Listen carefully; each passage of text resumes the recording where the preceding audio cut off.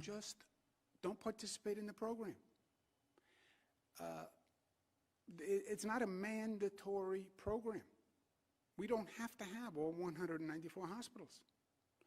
Just say, I don't want to do it. That's fine. We have plenty of hospitals, and I'd rather use the better performing hospitals. The situation we're in is we've already allocated to all the hospitals. And again, as I said before, it's hard to get it back. But if a hospital calls up and says, I'm going to use this allocation and then I want out, fine. That's totally fine. Next question.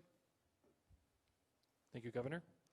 You now have Emily Burkhardt of WNYT. Emily, your line is now open. Please unmute your microphone.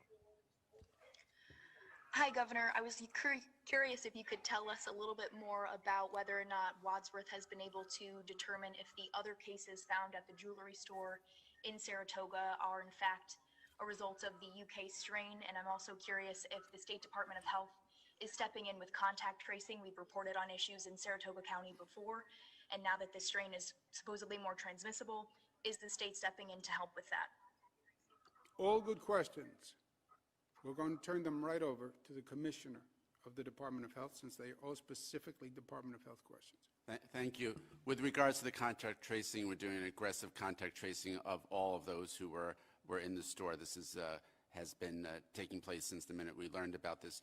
Regarding the issue of the testing and do we have any further information, it takes 44 hours or so to do the actual genome testing. So we learned about this yesterday. We got the samples yesterday, and we are doing this. As soon as we have answers, we can provide that. I will note that we do this a lot quicker and a lot more efficiently than the federal government. The CDC takes a lot longer than that, and other states have reported it takes several weeks to get results back from the federal government. So we're moving very quickly on this regarding the samples that have come to see whether the other individuals had the UK strain or have the UK strain. Thank you. Actually, it's a very involved test for this UK strain. It takes the CDC 2 weeks to do a test.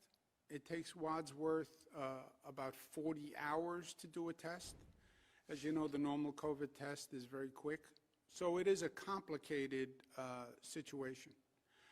And again, just to make sure I was clear on the hospitals, we had distributed it to all hospitals in the state.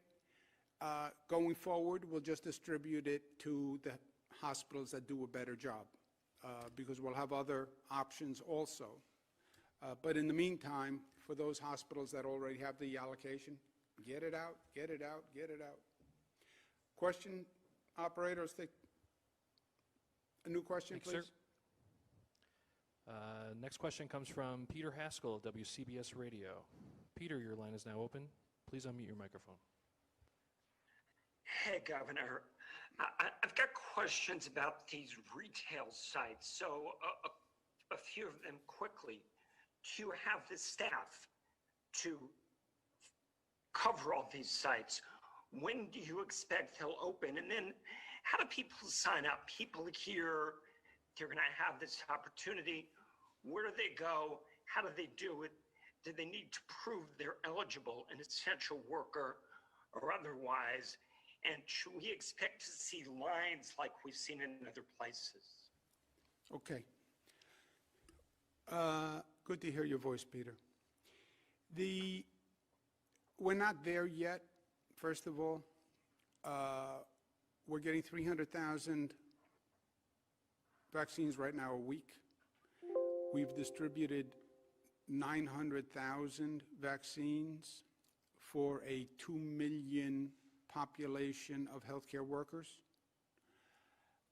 Obviously, to get through healthcare workers, if you're doing 300,000 per week, you need another 4 weeks of allocation before you can get out of healthcare workers, roughly, before you finish 1A and you move to 1B. 1B opens essential workers and general public over 75 years old. Could you move a little faster from healthcare workers. Look, if you have a hospital now that says, I did all my healthcare workers, and I have an extra allocation, contact us and we'll move it.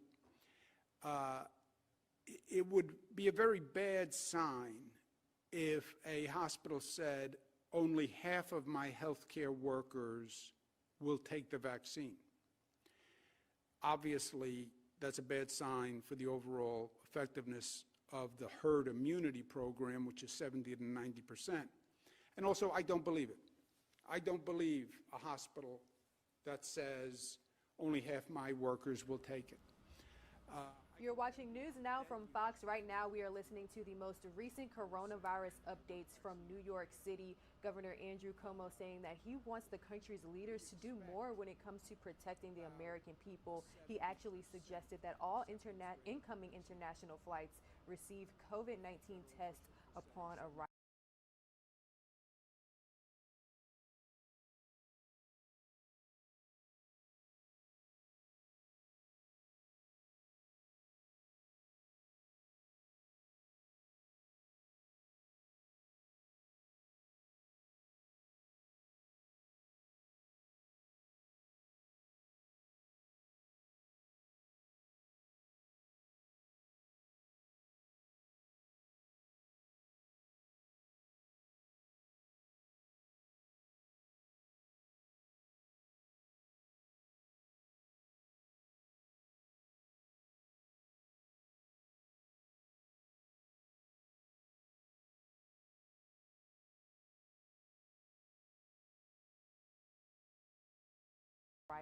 Right now, some of our viewers will see a quick break, and for the rest of our audience, let's continue to listen in. To New Yorkers, I don't think we'd have a 90% acceptance rate.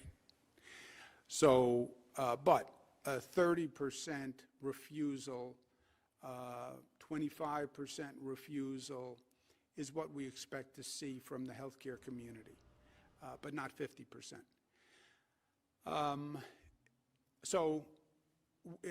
The retail component is this. Every year you do the flu vaccine. Who administers the flu vaccine? The private market administers the flu vaccine. Roughly half the people in the state take the flu vaccine. And there's very little government involvement. There's a whole private market that can distribute vaccines. We now have today, Peter, in New York City, 200 retail outlets for you to get a vaccine. Just check that number. 207 in New York City. 207. I know you're specific, Peter. If I said 200 and it was 207. 207 retail outlets today in New York City where you can get a vaccine if you are eligible. Now, you'd have to go there and prove that you are a healthcare worker, EMS, EMT, doctor, nurse, etc. And you have to show proof of that at that facility. Next tranche, the essential workers, what I'm asking today is as many essential workers, police, fire, teachers, transit workers, as many of them as can use their own networks, that would be great. Their own networks meaning either their employees can vaccinate that unit, police have EMS, EMT, fire department can vaccinate police, etc.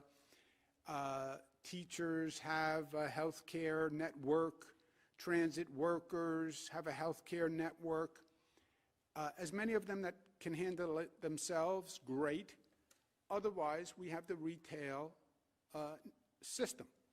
The retail system will be hospitals, will be pharmacies, 5,000 pharmacies in the state, just the way you do a flu vaccine, will be federally qualified health centers, will be health departments. And when you get to the general population, it's easier, Peter, because the main criteria is going to be your age. So your license would do it, right? There are many pieces of ID that can actually document your age. But again, this is down the road. But that retail system has been used in the past. We've been using it now to do the COVID testing, right? So we'll implement that. And then we'll have supplemental efforts, as we did with COVID testing, state-sponsored drive-through sites, Javits Center will operationalize, and then special outreach to Black, Latino, and poor communities. So that's where we are. Let's take one more. Thank you, Governor. Your final question comes from Michael Gormley of We Newsday. come before you Michael, your today, line is now open. Please unmute your microphone. repentive, turning our hearts back. Hello, Governor. On the healthcare workers refusing to get the vaccine, can't you direct them to do that? And I believe that some healthcare workers are already required to get the flu vaccine every year. And then just as an aside to that, if I can, if you could allow us to resume having follow-up questions, that might be helpful for the public and for you. I know that you wanted us to clarify some of our questions in the past, and we weren't able to talk to you. Thank you. Thank you, Michael. We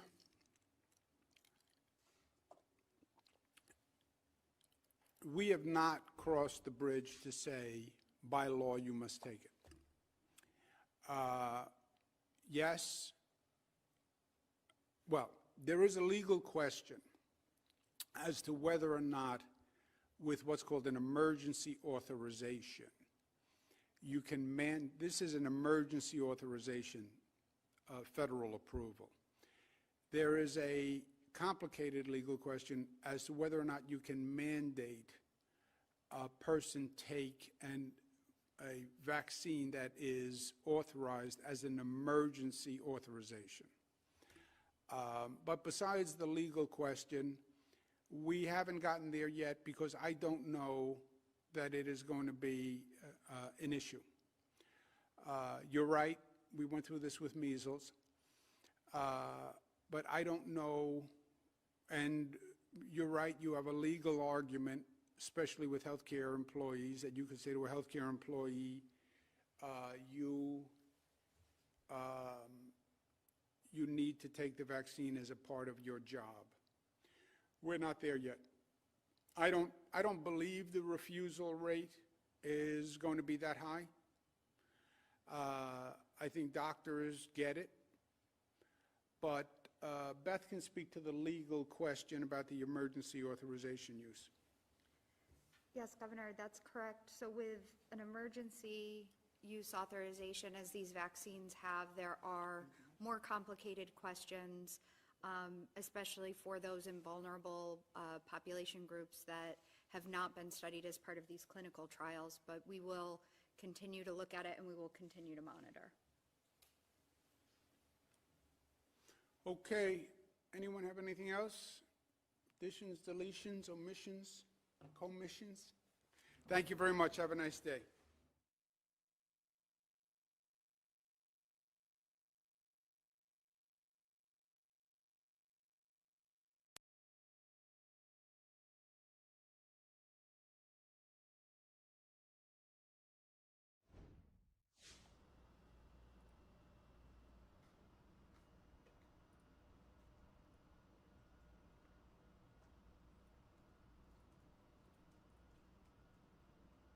You're watching News Now from Fox. Right now, we are taking a live look at a pro-Trump rally that just happens to be taking place on the sidelines of a joint session of Congress to certify the results of the 2020 presidential election. We do expect Trump to speak today at 11 a.m. Eastern, and we will bring you all that live, raw, and unfiltered feed on News Now from Fox. Now, the president last month promised a, quote, wild protest at the nation's capital to today on January 6th while reiterating his claims that it was impossible for him to have lost the 2020 election. Also Tuesday night, the president tweeted that Washington is, quote, being inundated with people who don't want to see an election victory stolen by the radical left Democrats, end quote.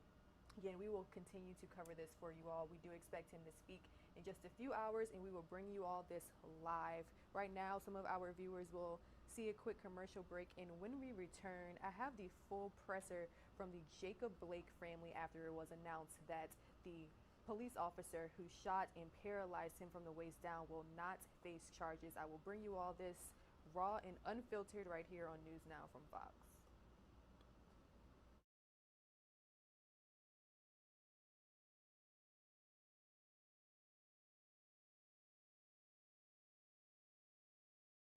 There's three justice systems in America. There's one for black and brown people, one for police officers, and one for the rest of America. And we won't stop until there is actually truly one nation under God with justice and liberty for us all. And we won't stop until we get there. At this time, we'll take a few questions. This question is for you. You've obviously been vocal from day one. You've been in the street, being a voice for your nephew. Your reaction to the decision? Well, it's a gut-wrenching experience, bro. First off, you got to live and survive through getting a phone call we had to answer, right? So that's heart attack. Situation number one. Then you have to allow yourself to digest rocks and glass. Is what we received today. It's clear that, I don't know, I wasn't present, but the racism that we heard that was down south has come up here and stretched its legs into the government. And so now we have a systemic system that's ran top heavy up here, feeding bad things down to the people, in which police officers look at our community as terror bait. As they shoot our people, as they put their knees on our neck. This is bigger and greater than Little Jake. It really is. This is about all the little Jakes. And that's why the people keep coming out and supporting us. You know why? Because it could have been them.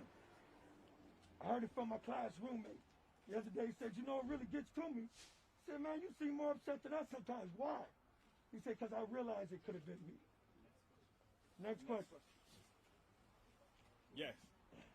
Hi, Jill from the Kenosha News.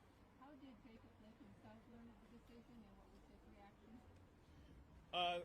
Jacob did learn of the decision from a phone call with Mark Gravely. He did call about an hour before he went public and informed him of the city's decision. And I will say that Jacob is, you know, he's very disappointed. I mean, how do you feel being paralyzed, shot in the back 7 times? Never had the mens rea of wanting to cause any harm to anyone. He just wanted to get away. You know, he wanted to bring himself to safety after what took place before the video. And that is what, you know, we will show as we continue to pursue justice for Jacob.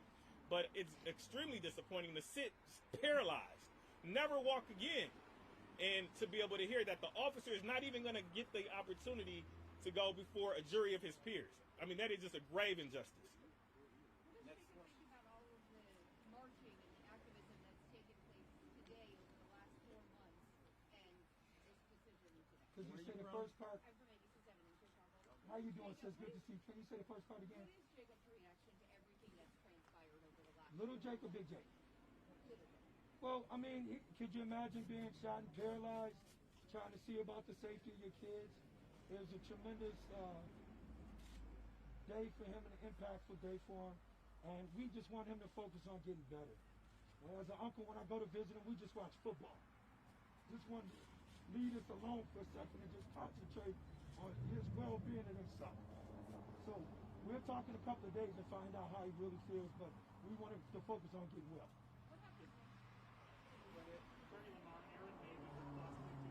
Yes. Next step. Where do you all go from here? Where does this case go now?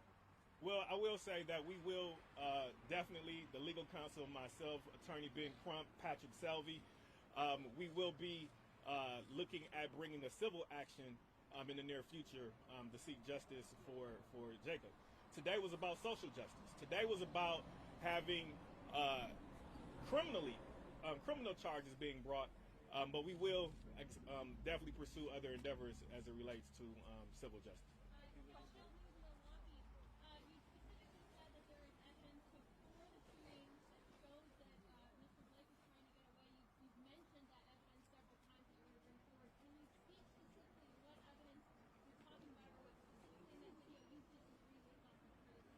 Well, what we're saying is that there was an altercation that the officers had prior to the video starting. You know, we maintain the belief that Jacob was essentially brutalized well before the video even started. What you saw in that video was Jacob getting up after being almost attacked by these officers well before the video starts. So I think that goes to his mens rea at the time, that he did not have the fortitude to harm anyone. And for an officer to say that he thought that he was going to get stabbed, where? Show me in the video, where did you feel like you were going to get stabbed? I think that this is just preposterous. And I think that the precedent that this sets is dangerous, not only to the city of Kenosha, not only to the state of Wisconsin, but to our country. If officers can justify shooting someone 7 times in this circumstance, we have a lot of work to do, and it is dangerous not only for Black and brown people, but us all. And to answer the question before, I'm sorry, I talked to Jake, my brother, not a minute ago, and he wanted us to emphasize that we'll be in D.C. Trying to sit down with the lawmakers that make a difference in every state, because this needs to be handled at a federal level. It needs to be investigated at federal level, and it needs to be taken to the feds so we can change some laws, so our African descendants can live in peace.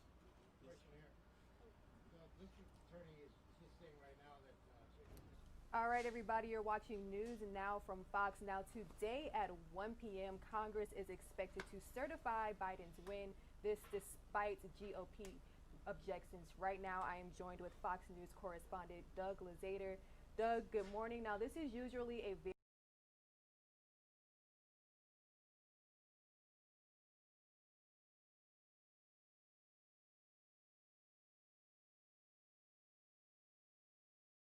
Typically, this would just be kind of a footnote. This is a meeting of a joint session of Congress to just do a tiny bit of math, to really just take all the Electoral College results from around the country and kind of add them together and say, yeah, this is what it comes up with. And generally, you look at the history of the Republic, and this has, for the most part, gone without an issue. In recent years, though, there have been objections, and these have been brought forward by Democrats in the past. We'll see Republicans do it in a larger scale today. Republican senators and House members will object to some of the state results, we think. This is not going to change the outcome here, but it does mean that what would generally be just kind of a perfunctory role for a joint session of Congress is going to wind up being kind of an extended event. And this may go well into tomorrow, because each time there's an objection, they have to debate and then have a vote on it. So it does delay things, even if it doesn't change the outcome. The one wild card here may be the role of Vice President Mike Pence. Obviously, it's something of an awkward situation, because Pence, in his ceremonial role over the Senate, will have to preside over this event that, is kind of his political undoing to some degree, kind of, ushering in the new administration.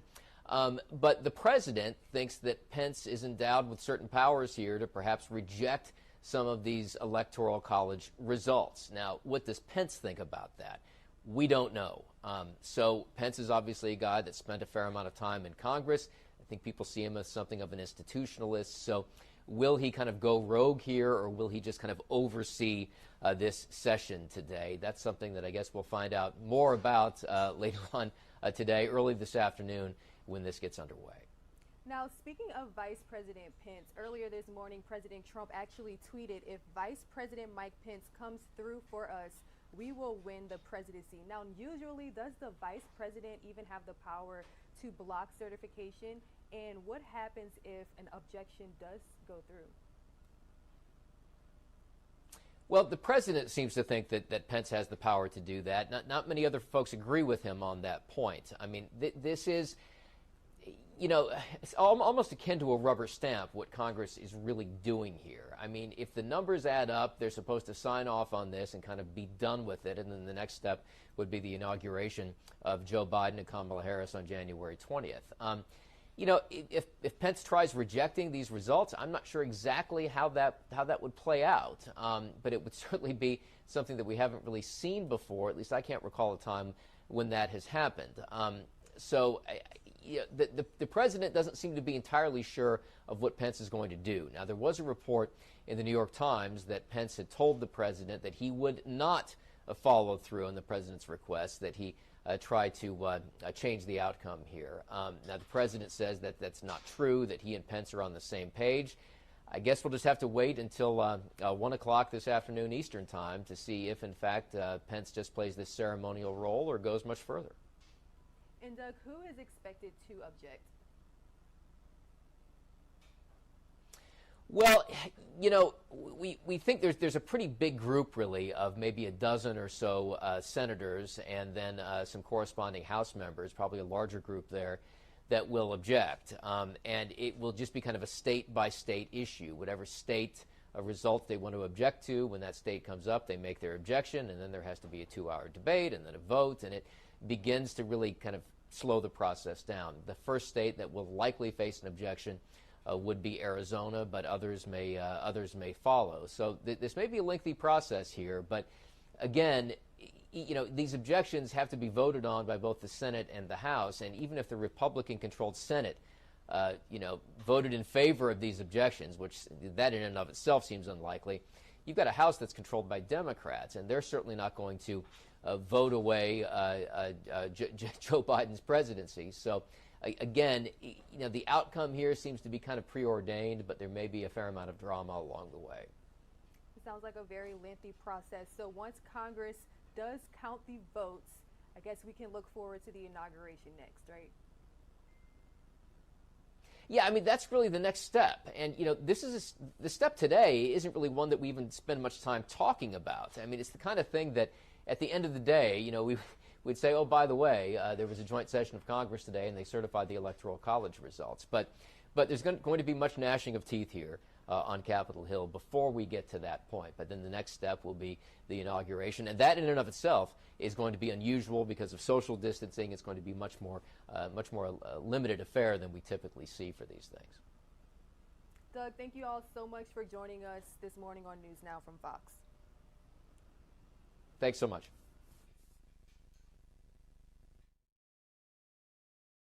We are now taking a live look from Washington, D.C., where we are expected to hear from President Trump today at 11 o'clock, just about. He is still making claims of voter fraud, and as you can see, he has a lot of supporters here. This event presented by Women for American First. So we are seeing some speakers ahead of President Trump, but we will bring you the live, raw, and unfiltered feed whenever he hits the podium. Right now, I'm going to send some of you all to a commercial break, and for others, let's continue to listen in on the presser from Kenosha, Wisconsin, after the Jacob Blake ruling was decided that the police officer involved will not face charges. Milwaukee, excuse me.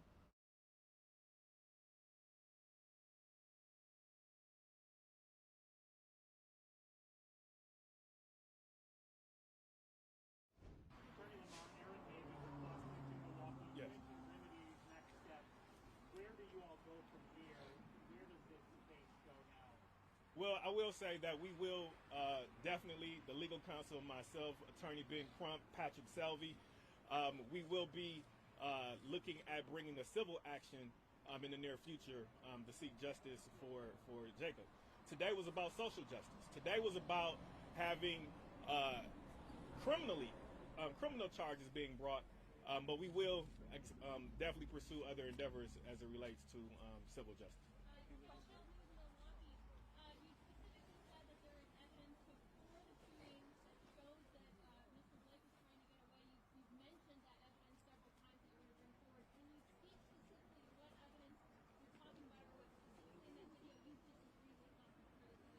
Well, what we're saying is that there was an altercation that the officers had prior to the video starting.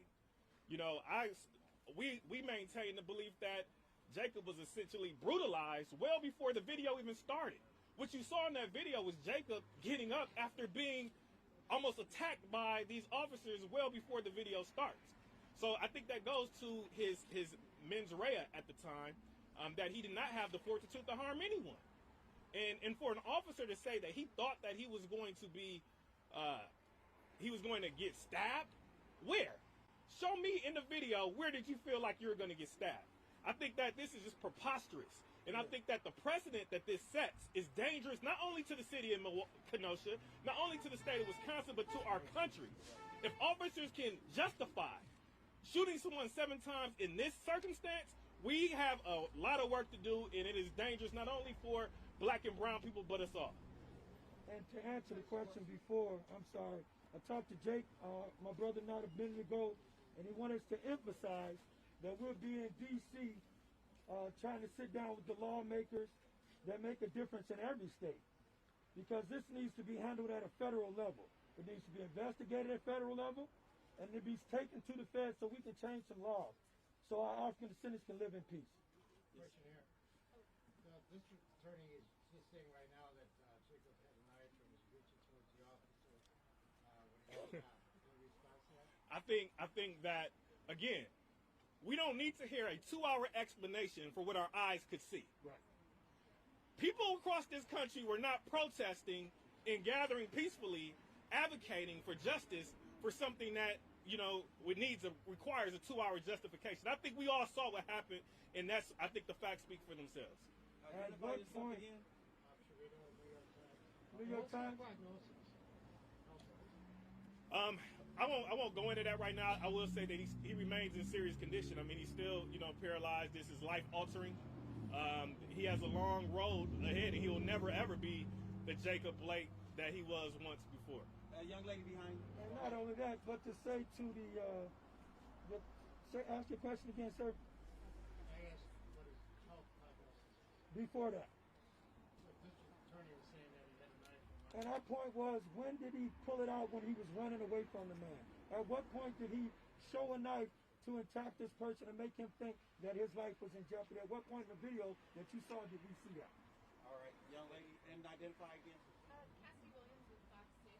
Kind of similar reaction to what the DA is saying. Another party was saying that cops were responding to it as a domestic violence situation, and that's the situation that they were put in. Any reaction to that? Do you think that's how the situation was? I don't think that the allegations of a domestic situation even require a response. What is proven is that obviously what charges have been brought? None. He hasn't had any domestic charges that occurred on that date. So again, this is another attempt that we see not only in Kenosha but across the country, is trying to justify the unjustifiable, as Attorney Ben Crump often says. Correct. This is just another instance of that. Correct. They say, if he would have just complied with the officer's orders, he wouldn't have been shot. That's preposterous to think that. Not following a law is called obstruction in the state of Wisconsin. It's a misdemeanor. It's 9 months in jail at the max, and a fine up to $10,000. You don't get shot 7 times in the back for not following an order. So this logic that we have is dangerous, and we're here to address it today. Milwaukee Public Radio. On the civil action, are you thinking civil rights violation, or what can you tell us more about a legal argument? We will talk further about any civil remedies that we will seek later, obviously with my co-counsel Ben Crump and Patrick Selvey. We will say that we've definitely investigated in the works. I think that there's no question that there was a civil rights violation that happened back in August of 2020. Any other questions? We'll take a couple more before we hear from some community leaders and business owners. Mr. Blake, Sean Gallagher, TMJ4. What would you have liked to see an officer do in this situation? I'm sorry, who are you directing towards, sir? Mr. Blake, actually. Okay, I'm sorry. I just want to, you have to keep in mind that just like a fireman's trained to put out fires or a mechanic to put in a motor, these officers are trained. Please keep that in mind. They can't have the same mindset that a normal citizen has or can say. They're trained. You're trained for people that may do things that are unexpected. He could have been drugged down to the ground. There was multiple police officers there. Why would the first instinct of any officer be to draw a weapon next to 3 children, less than a foot from 3 children that he was supposed to be saving? He could have shot and hurt himself. That can't be the way they train him at the academy, is it? So he snatched the T-shirt of the young man and shot him 7 times in the back. What would he have liked to see? Them take him down if they thought there was something he needs to go in front of a court and adjudicate. That's the proper way that police should be policed. Do you hope to see Officer Shesky lose his job? We want to see him lose his job. We want to see him be indicted, and we want to see him have his day in court before he goes to jail. All right, over here. You're watching News Now from Fox. Right now, we are listening into the most recent presser from Kenosha, Milwaukee, where the family of Jacob Blake and community activists are addressing the ruling that the officer, Rustin Shesky, who just happens to be white, who shot Jacob Blake, a black man in Kenosha on August 23rd, that left him paralyzed and actually set off some protests in the area. He will not face charges. So we are listening into community activists who say they want him to face justice. Right now, some of you will see a quick commercial break. And for the rest of our audience, let's continue to listen in.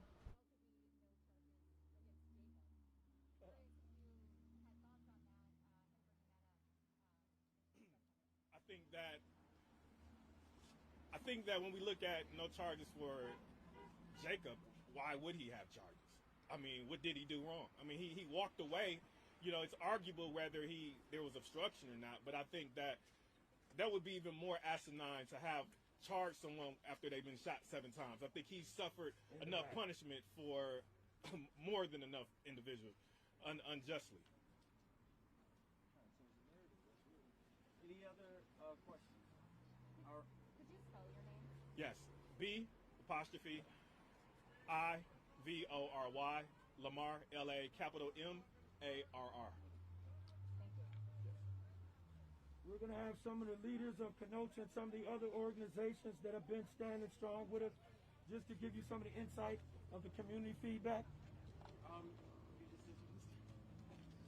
This is Tanya McLean from Leaders of Kenosha, and she's been instrumental with many different organizations, business owners, volunteers coming together, putting on nonviolent violence intentions, efforts, and initiatives. So take it away, Tanya.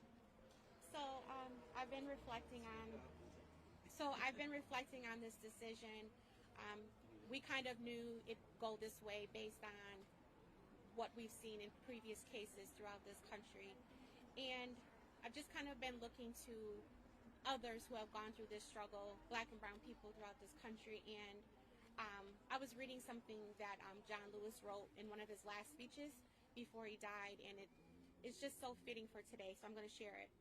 It says, "People on every continent have stood in our shoes. The truth does not change, and that is why answers worked out long ago will help find the solutions to the challenges of our time right now. Democracy is not a state. It is an act, and each generation must do its part to help build what we call the beloved community, a nation and world and society at peace with itself. We must also study and learn the lessons of history, because humanity has been involved in soul-wrenching existential struggle for a very long time. And so the fight that John Lewis, Martin Luther King, who he was inspired by, and others have fought, we're standing here with the same exact story. How sad is that? So now the lynchings that we had in the South, the burnings and all that, police officers and people that don't look like us are able to assault, murder, kill, harm black and brown people. It's just unacceptable. I was listening to Gravely talk inside, and there were a few things that he said that just really, really, really upset me. He said that basically all of us that have been out here peacefully protesting, calling for change, and to back it up a little, before we hit the streets, many of us were out here in boardrooms, on committees, trying to fight for change. So for him to say, like, basically it's just starting because of what happened with Jacob, that's not true. But he basically said that we were calling for the firing, the indictment, and the prosecution of Shesky because we're trying to advance our cause. And what is our cause? We just want to be treated like each and every other person that doesn't look like us. We don't want to come outside and be harmed and have to worry about being murdered. I have 2 African-American sons and 3 grandsons. I don't want them driving. I have so much anxiety now about it. It's very stressful, and people don't understand. And like Justin said, where is the empathy? And then he said that Jacob and all of us we're seeking healing through a jury trial. The last time I checked, how is that healing? When you have 12 people that you absolutely don't know that are going to decide your life, and more than likely will not look like you. And then he said that we have been trying this case on the screen. Thank God for the screen, because if the screen wasn't there, we wouldn't even be having this conversation right now, because we know how that goes. So for Gravely to say all these things about people who care about Black and brown issues in this community, to just sum it up as something as basic and asinine as this, I'm deeply, deeply offended. And Gravely is definitely entrenched in the systemic racism, and he is perpetuating it based on so many of the statements that he made earlier today. He talks about healing. How in the world can you do that when you feel this way about people who are trying to make change?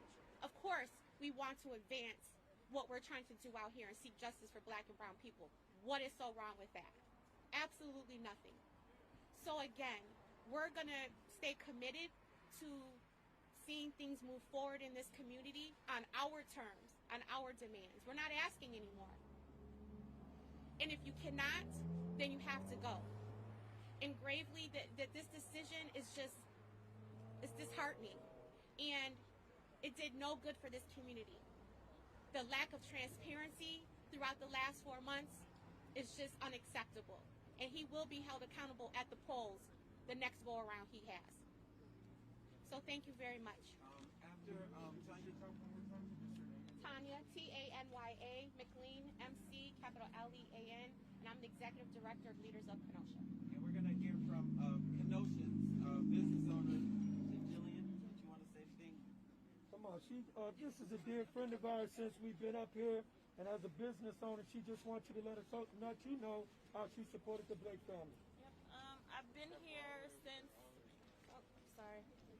I've been here since it happened. I am a Black business owner in Kenosha. I also have 4 children.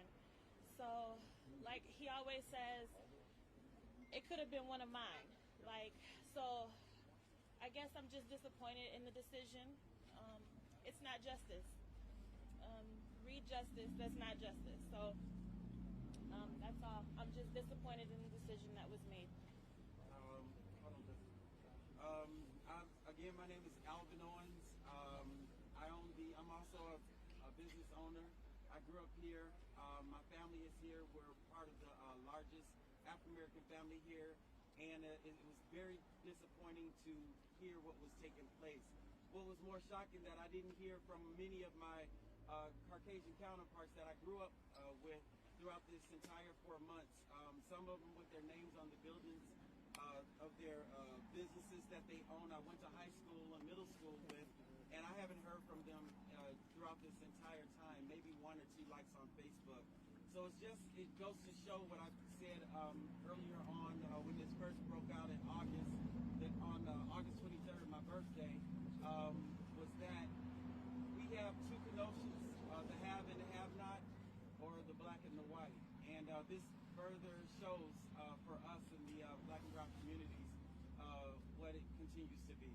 So after Alvin Owens, ALVINOWENS. And I was going to give you for your brother's list. That's what I was going to do. I love it to death. Teamwork all the time here. Just want to state a fact that sometimes gets washed and everything. Racine, Kenosha, and Milwaukee helped the Blake family as we rallied around support for little Jake turn a red state blue. And nobody can take that from us. We walked 38 miles to get the vote out from Kenosha to Milwaukee. Huh? And the city, only to show up and there's 500 some people in the park to receive us. Well, I say that to say before Ms. Tanya comes back up here to introduce Minister Khalifa, that African descendants showed us through the voting process we got power. I can't hear you. We got power. And what we're going to do with that power in 2021 is to get the proper people in the proper seats that have humanities for everybody in this county, city, and state. Ms. Tanya has something she wanted to say. Real quick, you know, we have the National Guard here. We have our courthouse building, you know, boarded up. And what's so interesting is everyone is so concerned about, you know, their properties and the fires and the burnings. Those are buildings. We in no way condone any of that, but what about the people? Jacob was shot 7 times in his back. And we do not believe that they were dispersed here to protect us. That is not the case. But I needed to say that. You know, there's all this concern by the city and all the officials about the dwellings. Those are exactly that. They're dwellings. They don't have a heartbeat. They're inanimate objects. But yet and still, that's all we hear about.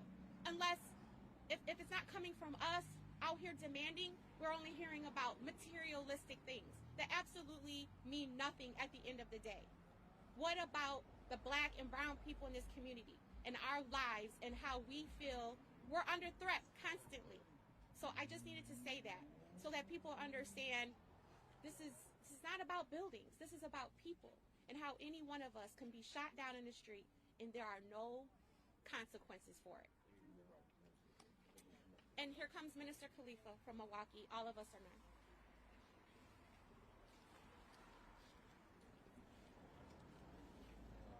Minister Khalifa Moab.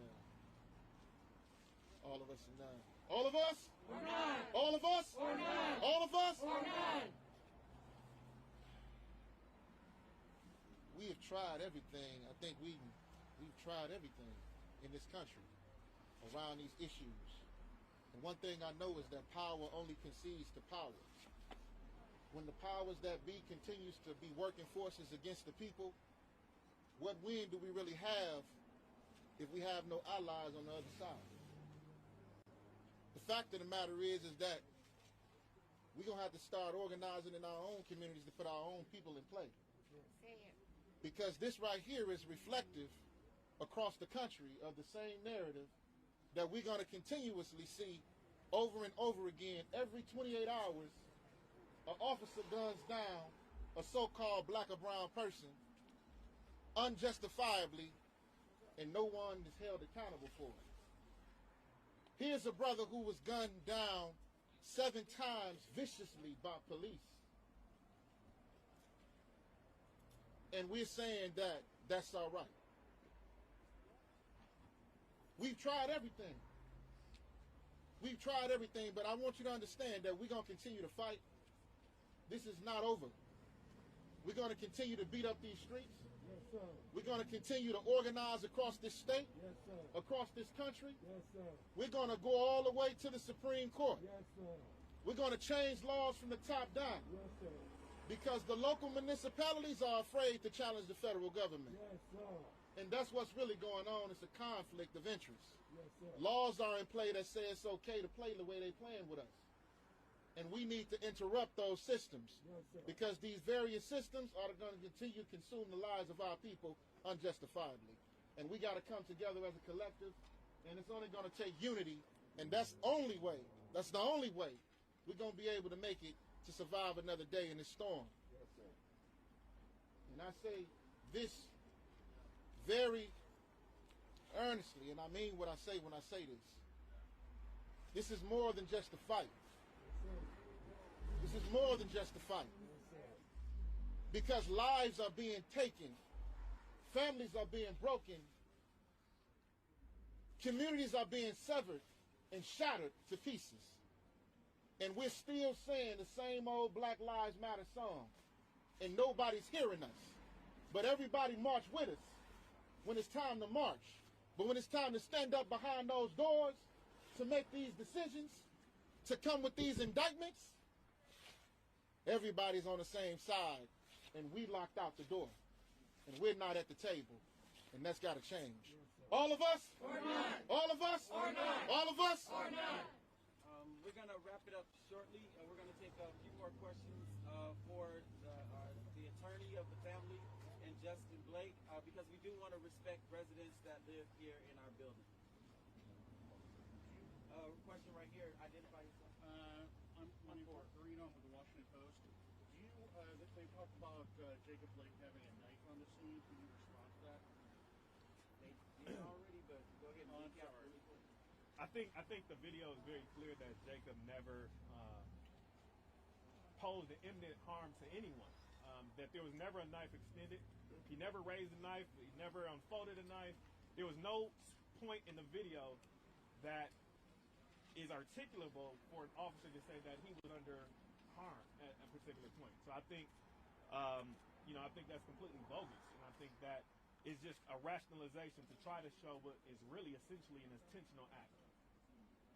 And as his uncle, to add in, it's sort of like if you watch Sunday Night Football and the fumbles made and he never had the ball. It may have been present, but it was not in his possession. And I think it's also important to add, just to piggyback that, it's not against the law to have a knife. Right. I mean, people have knives for a variety of different reasons, and Jacob Blake is privy to having a knife. I mean, he's not, there's no reason why he should be restricted from doing so, just like any other American. Any other questions? Can I get a question here? Over here, identify. Joaquin, I live not too far away off of 40th Avenue. Okay. I tried, might not have known this, but before the Jacob Blake incident, I think there was a shooting a block away. A week before that, within the last 2 months, there was like 5 shootings, 2 shootings in one day. And he said that they think there was some, like a little gangbanging from seeing the commotion. Get to the question, sir. Okay. Thank you. Why didn't the police take care, do their policing when they were supposed to? If they, and from what I heard, something like they want the black community to shoot each other. No. Okay, that's it. You can recap that. Thank you, sir. Yeah. Next question. Okay. All right. Thank you, guys. So we thank you guys for coming out. We want you to know the Blake family is going to continue to stand in solidarity with the Kenosha community, and they're going to fight for justice until we get it. Big ups to the red, the black, and the green. Unity now, one Africa. Thank you. You're watching News Now from Fox. Here's the latest on the Blake decision from Fox 6 Milwaukee. That's where we again no charges filed against the officer who shot Jacob Blake 7 times last August. The Kenosha County District Attorney announced he will not file criminal charges against law enforcement or Jacob Blake in this case. And we do have team coverage for you this morning. Angelica will be tracking the family's response to that news. But first, let's go to Amelia Jones live in Kenosha with what led to the decision. Kim Carl, investigators spent months carefully combing through 40 hours of squad footage and 1,500 pages of police reports, ending with a decision to make 0 charges. In a video that the world watched, the whole incident lasted a little more than a minute. District Attorney Michael Gravely explains dispatch was called to a Kenosha home in late August for what he called a domestic incident. The caller telling dispatch Jacob Blake was refusing to return rental car keys and was trying to leave with a child.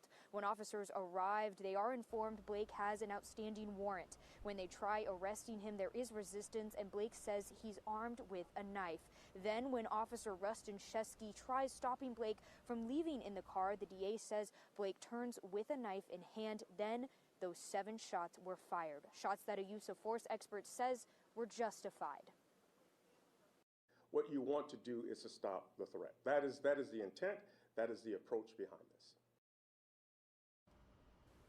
Jacob Blake was shot 4 times in the back and 3 times in the side. He remains paralyzed from the waist down. As far as the officers who were involved in this incident, they all remain on administrative leave. Reporting live in Kenosha, Amelia Jones, Fox. If you're just now joining us, my name is Rain Augustine, and this is News Now from Fox. We are continuing to bring you all the latest headlines from around the country. Right now, some of you will see a very quick commercial break, and when we return, protests are erupting in Los Angeles County. People are refusing to wear their masks, this, of course, during the pandemic. Let's check in with Fox 11 for the latest on that story. Here are some folks that may be showing the opposite side of that. Anti-mask protesters. They're captured on video storming through a grocery store and a mall in Century City. Why are they doing it? Well, our Phil Schuman actually talked to one of the leaders of this. He joins us live now from Century City in front of the mall. Phil, I'm confounded by this. I've got lots of questions. Well, the bottom line is they view it as personal freedom. It's a clear violation to be without a mask in public of state, county, and local emergency health orders. Yet they feel the rules don't apply to them, and they're not really paying attention to what most people consider accepted wisdom from doctors.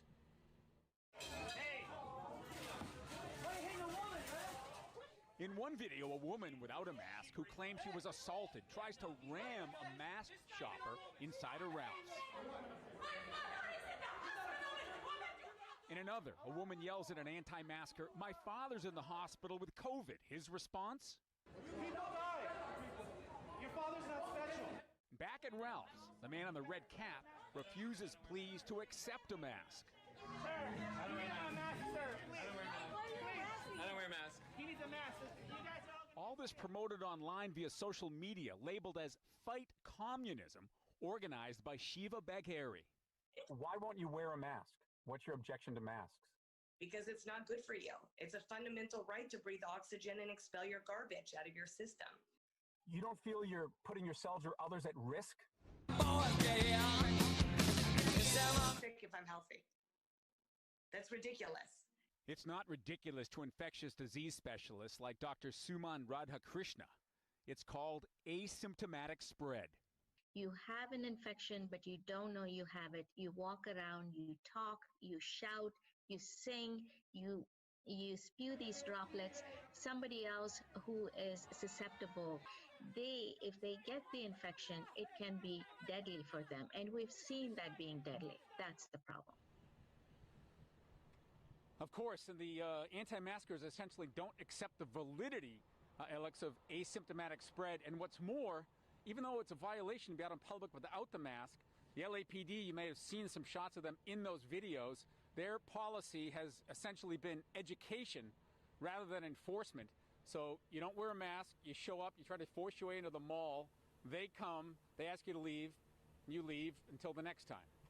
Right. It's a very frustrating and frightening situation. Because if they didn't leave, they could be arrested for trespassing because it's a private business. But if they agree to leave, that makes that more complicated. Right. I want to ask this without sounding patronizing. I'm honestly curious about this, and I appreciate that Shiva did talk to you and is sharing her perspective. Where are they getting their information?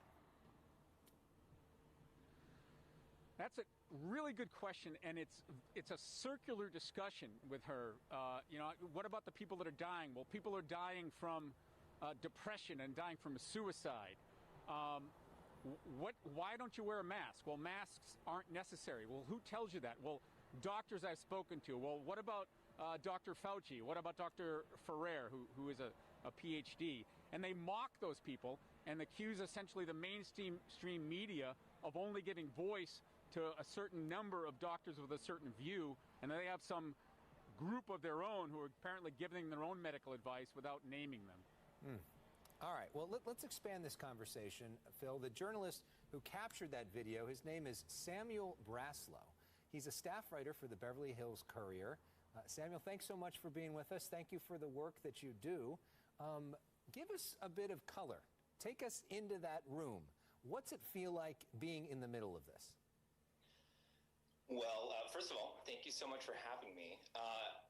I showed up to the Ralph's. They first went to Ralph's on Olympic. I showed up around 2 p.m., which is right when they right when they went in, and almost right away, they started engaging with shoppers. They started to confront shoppers who were wearing masks. Some of them were filming, actually quite a few of them were filming this as it was happening, and that in turn gets broadcast to their own social media pages. And as to what Phil was saying, it kind of feeds into this kind of circular information network. A lot of shoppers, for the most part, shoppers tried to keep their distance, but obviously there were shoppers that were aggravated by that, and they would engage, and that would lead to a lot of shouting pretty quickly. The video of the altercation between a protester and a shopper, that happened almost within the first 2 minutes of the group entering the Ralphs. Now, after Ralph's, they went to Bloomingdale's. They went to the Century City shopping mall, and that became, they spent about 30 minutes in Bloomingdale's, and by the end, there's video of this that you saw. It became almost a dance party. They kind of had the floor to themselves. LAPD was there, but opted not to engage. Throughout the day, LAPD only engaged when they were afraid that people would engage in violence, and at that point they would separate. They'd intervene and separate them. So it was chaotic. It was hectic, and there was a lot of shouting, a lot of anger, and a lot of feelings on both sides. Phil, your question? Well, I just want to emphasize that this is a relatively small but vocal group. They've had these freedom rallies, so to speak, in Beverly Hills. We've covered many of them, a lot of them in vehicles over the weekends.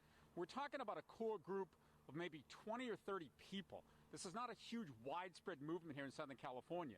Yet, of course, it only takes one who might be asymptomatic and spread the coronavirus to someone because they're not wearing a mask. Remember, the mask mainly protects me from you, but it also protects the mask wearer to some degree. So Sam and I talked about this, and we talked about this, Alex. We're trying to be careful in airing these views because they do not represent a mainstream view, of course.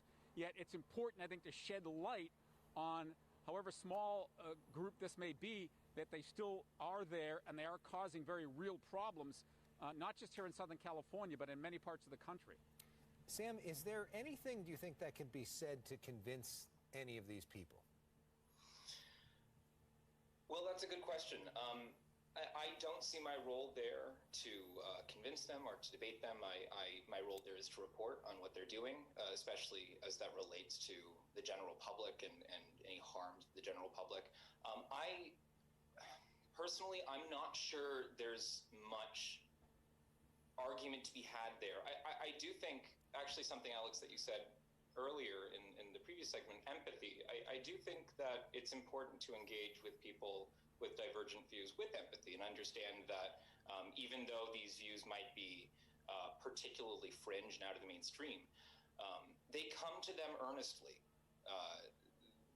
They are, just as we are afraid of the virus, just as we're afraid of COVID-19 and afraid of hurting our loved ones, they're afraid of something else. And while what their fear may be refuted by science and by experts, I still think it's important to reach out to that fear and dialogue with that and talk with that. I don't think shouting helps.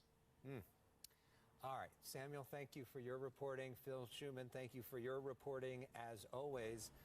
And we hope that there can be a constructive conversation about this, and we hope that there might be some listening on the concept of asymptomatic spread as well. Here are some folks. At 11 a.m., President Trump will be in Washington, D.C. speaking live. Of course, we will bring you all this event raw and unfiltered. But right now, News Now from Fox's has the latest on the new strand of the coronavirus that's being detected in certain states. Hello, everyone. You're watching News Now from Fox. I'm Regina Gonzalez, and it's been a minute since I've been joined by Dr. Mike Sirigliano of Penn Medicine. He's been speaking with other people. Dr. Mike Sirigliano, Happy New Year. How have you been? I've been just fine. Looking forward to 2021. And this year has already been good to you because you look fabulous. You look fabulous, Dr. Mike. Full of life and vim and vigor. There you go, Regina. Yes, I was very excited. I was watching you, and you were in your house not wearing scrubs. It happens from time to time. Yes. Sometimes my kids think I'm the milkman, But anyway. Well, Dr. Mike, since it has been a little while since we spoke, really before Christmas, where are we at in this pandemic right now? Not in a good place. If you look nationwide, we have record numbers of cases, record numbers of deaths. And so it's really the darkest period of time during this pandemic. And we need to take it seriously. And I am very concerned about the next couple of weeks, Regina, because we may see the effects of Christmas. Remember, we heard that lots of people took to the air, but that doesn't count all the people that were in cars. So lots of travel. I've already seen it in my practice. I was on the phone with a patient last night who got together, didn't travel anywhere, but got together with family. And one of the family members tested positive, and now I'm concerned that this elderly patient of mine may actually have COVID-19. Yeah, I know, Dr. Mike, you mentioned several times not to travel, have your own little holiday with immediate family, but we saw millions of people still at airports. What was your reaction to that? I think they're putting their lives in their hands, and it's just not the time to do that. We need to realize that this virus has not gone anywhere. And in fact, we are now seeing this new variant that's got about 22 new mutations that is felt to be very highly contagious out there. And some experts say by March, Regina, this will be the predominant virus out there. So this is not the time to be getting together. The cavalry is here. We are getting vaccines out to people, granted very slowly, but we are getting where we need to be. I hope that by next Christmas and next New Year's, we will be able to get back to some form of a normal lifestyle. Yeah, Dr. Mike, I'm glad you mentioned the new variant of this virus. It's more contagious, but should people be afraid? Are we looking at a whole new angle of this pandemic? Well, it's certainly more contagious, and experts are looking into why. Viruses normally mutate. They try to continue their existence, just like everything else on the planet. And so the theory is that this new variant, this mutation that has occurred, it's over 20 mutations, actually is able to get more sticky, if you will. It latches on better. And some people think that it latches on more in the nose and oropharynx, the mouth and nose area.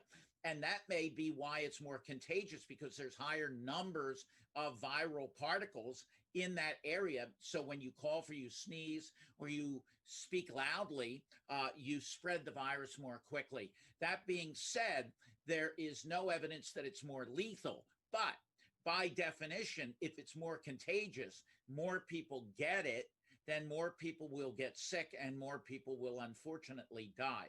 So this is something of grave concern. However, our vaccines still appear to be quite effective in preventing severe illness when it comes to this new variant. Yeah, Dr. Mike, over the last couple of weeks, I did watch you get your vaccine on television. What was it like to finally, we've been talking about this for weeks and weeks, looking for some sort of light at the end of the tunnel. What was it like receiving the first dose of that vaccine? Well, I must say it was a relief. However, it doesn't cure the virus. It just means that hopefully if I do come in contact with it, I will have less of a severe illness. So remember, since the beginning of this, as a healthcare provider, I've been working closely with patients, and then I go home. I don't want to infect my wife and my children. So for that reason, this is an important thing. And certainly I don't want to be out for a prolonged period of time if I were to get the virus. So get the vaccine. It was basically nothing. I didn't feel anything. I didn't feel in any way, shape, or form ill afterwards. And I must say, it was no big deal. I get a second one in 2 weeks, I think. And the bottom line is that hopefully we will start to get more and more vaccine out to everyone. Remember, we started with the people in the most harm's way, that are folks in the intensive care units in the hospitals, working their way down to folks like me who do outpatient medicine. And hopefully we will start moving through our riskiest patients, nursing home inhabitants, elderly folks, people with significant medical problems, and lest we not forget frontline responders, teachers, firemen, policemen, everyone out there, everyone needs the vaccine. And I would implore everyone, if you get the opportunity, to get it. It was no big deal. Yeah, Dr. Mike, and off that topic of vaccines, there have been several stories reported this week about how the vaccine rollout is happening a little slower than expected. You said that there could be multiple reasons for that. Can you kind of explain? Well, one, the indication is that because we've had this surge, a lot of the people that would be available to administer the vaccine have been called to other duties, like taking care of overwhelming patients in the hospital. So that's one theory. The other is that logistically, it's just been an issue. And I keep bringing up this movie, Contagion. The thing is, we need a federal nationwide response to this. We need to figure out how to get the vaccine out to the public, and whether that means large mega centers where you'll drive up, get your vaccine, and move on. That's the way they did it in the movie. But I think that is probably going to be one of the ways that we deal with this. The problem is that for folks like me with my office, I don't have the ability to store the Pfizer vaccine, which has to be kept at very, very low temperatures for any lengthy period of time.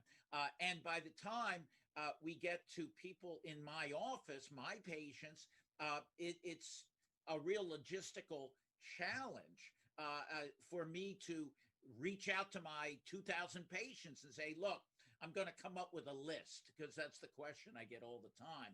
Well, where's the list? I think it's going to require a federal response, and hopefully that will happen. Yeah, Dr. Mike, and I join you from Orlando every time, and here just in Central Florida, our reporters have been covering several stories about these vaccine sites. We've seen malls open as vaccine sites and drive-up centers, and elderly people above the age of 65, I believe, are really, really having trouble booking appointments to get the vaccine. They are booked weeks in advance. What can you say about that? It's a momentous challenge to get an entire population. And by the way, we need to immunize the entire planet, okay, for this to go away. That is a big challenge. And Regina, we have to figure it out. I mean, the one thing that I think we're good at, let's call Bezos, let's call somebody from Amazon. They seem to be able to get packages to everybody's house pretty quickly. So let's figure out how to get this done. I'm sure that the 4-star general, who I have great admiration for, he's running this. Let's get it done. Let's start moving it out and get everyone immunized. It's easier said than done, but we have to start somewhere, and we need to do a better job than we're doing right now. Absolutely. And, we watched the first healthcare workers in the country get vaccinated a couple of weeks ago. And I saw that now this week is about the time where they're getting that second dose of the Pfizer vaccine. Is that correct? That is right. And there's been a lot of talk about whether to alter the way the vaccinations are being administered. In England, what they've decided to do is to give everyone one dose and delay that second dose. I'm opposed to that, and I believe the FDA as well has come out, and Dr. Fauci has said, look, the data shows the best effect, 95% effectiveness when given one shot followed by either 21 or 28 days, depending on which vaccine you get that second shot, full dose, not half the dose. Let's not mess with the science. Let's get the job done. Let's do it in a way that we get the full effects of the vaccine, but we do a better job at getting it out to the people. That's my opinion. Absolutely. And, you mentioned Dr. Fauci. I saw an interesting headline the other day where Dr. Fauci said, despite a vaccine, America really may not be looking at getting back to some sort of normalcy until this fall. No question about it. Just look at the amount of people that need to be vaccinated, the fact that we still have folks that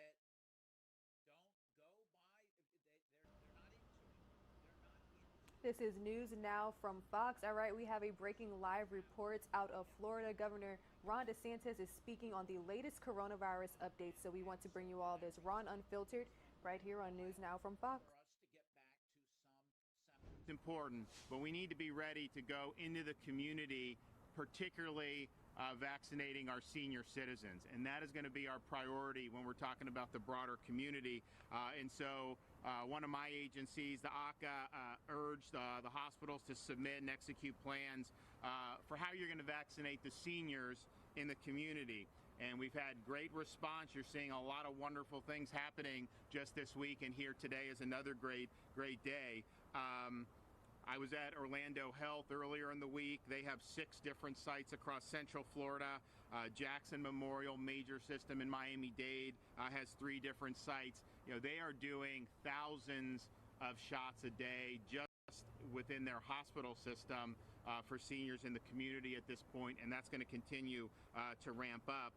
Today, I think, is really exciting because we're able to announce 2 new vaccination sites that will be run by Ascension Sacred Heart Hospital, one right here at Pensacola's Olive Baptist Church and one at the Milton Community Center. Sacred Heart has completed vaccinating their frontline healthcare workers, and they've answered the call to stand up and help our seniors in our communities, and this is exactly what we want to see the hospitals doing. And you look that line, people are excited. They have a very good setup in there. Now, I've been doing this, I've been watching these shots for weeks now. So they were telling me what I was like, oh, I know what that is. They got to wait afterwards and this and that, but they did it. It's very efficient, very good, and I think it's going to be great. But and you'll hear kind of a little bit more about it, but they're locked and loaded to do 1,000 a day for the next 2 days here and at probably the other location. When they asked for more vaccine, we made sure that was something that was done. The reservations for these sites are for individuals 65 years of age or older and are available by appointment only, but I think that all the appointments have already been filled up.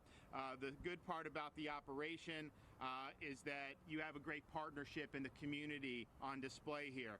Sacred Heart is providing the key medical personnel to administer the shots, but the community is providing 30 volunteers, and the Milton Community Center and Olive Baptist Church, of course, are providing their spaces. And so I think this is a model of how this can work, particularly as we do these early doses for our vulnerable population. So I want to thank Sacred Heart.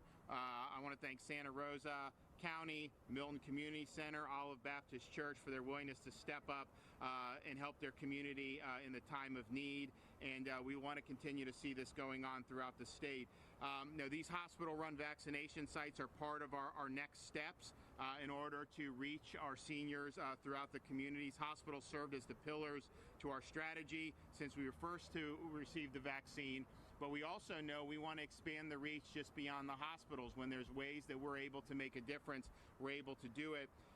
To that end, yesterday I announced the launch of a pilot project with Publix. So at 22 pharmacies in 3 counties, Citrus, Hernando, and Marion, people will be able to go online, make a reservation, and go and get shots at their Publix. And there's a lot of folks some of the hospitals are having people go in the hospital, which is great.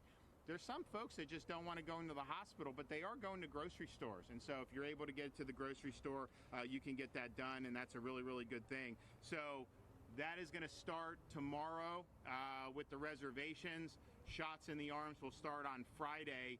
That is something that we're going to be monitoring very closely because we believe, if that moves smoothly, that's something that we can be able to expand throughout the state, particularly as we get more vaccine.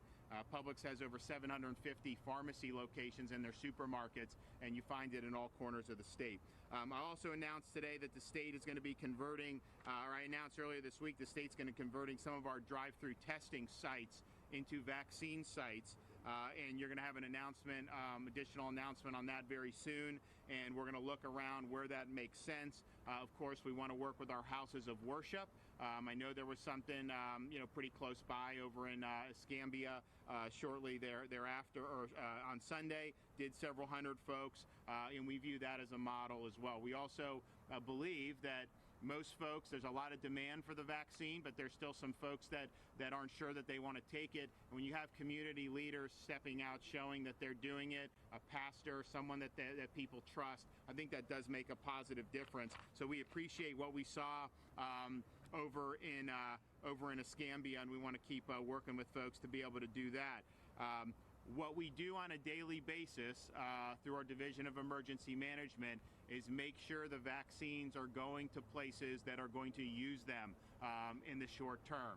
And so, for example, yesterday there were some hospitals that said, well, we'll probably get through these first doses in 2 weeks. There were some county health departments that said, yeah, it'll take us 10, 14 days to get. We said, okay, you take what you want for these next week, but we're going to get another shipment next week. So we move those to places that need it. So the hospitals that are blowing through that can do more, we want to be able to give them more. We've also asked for additional, obviously we want to get additional vaccine next week.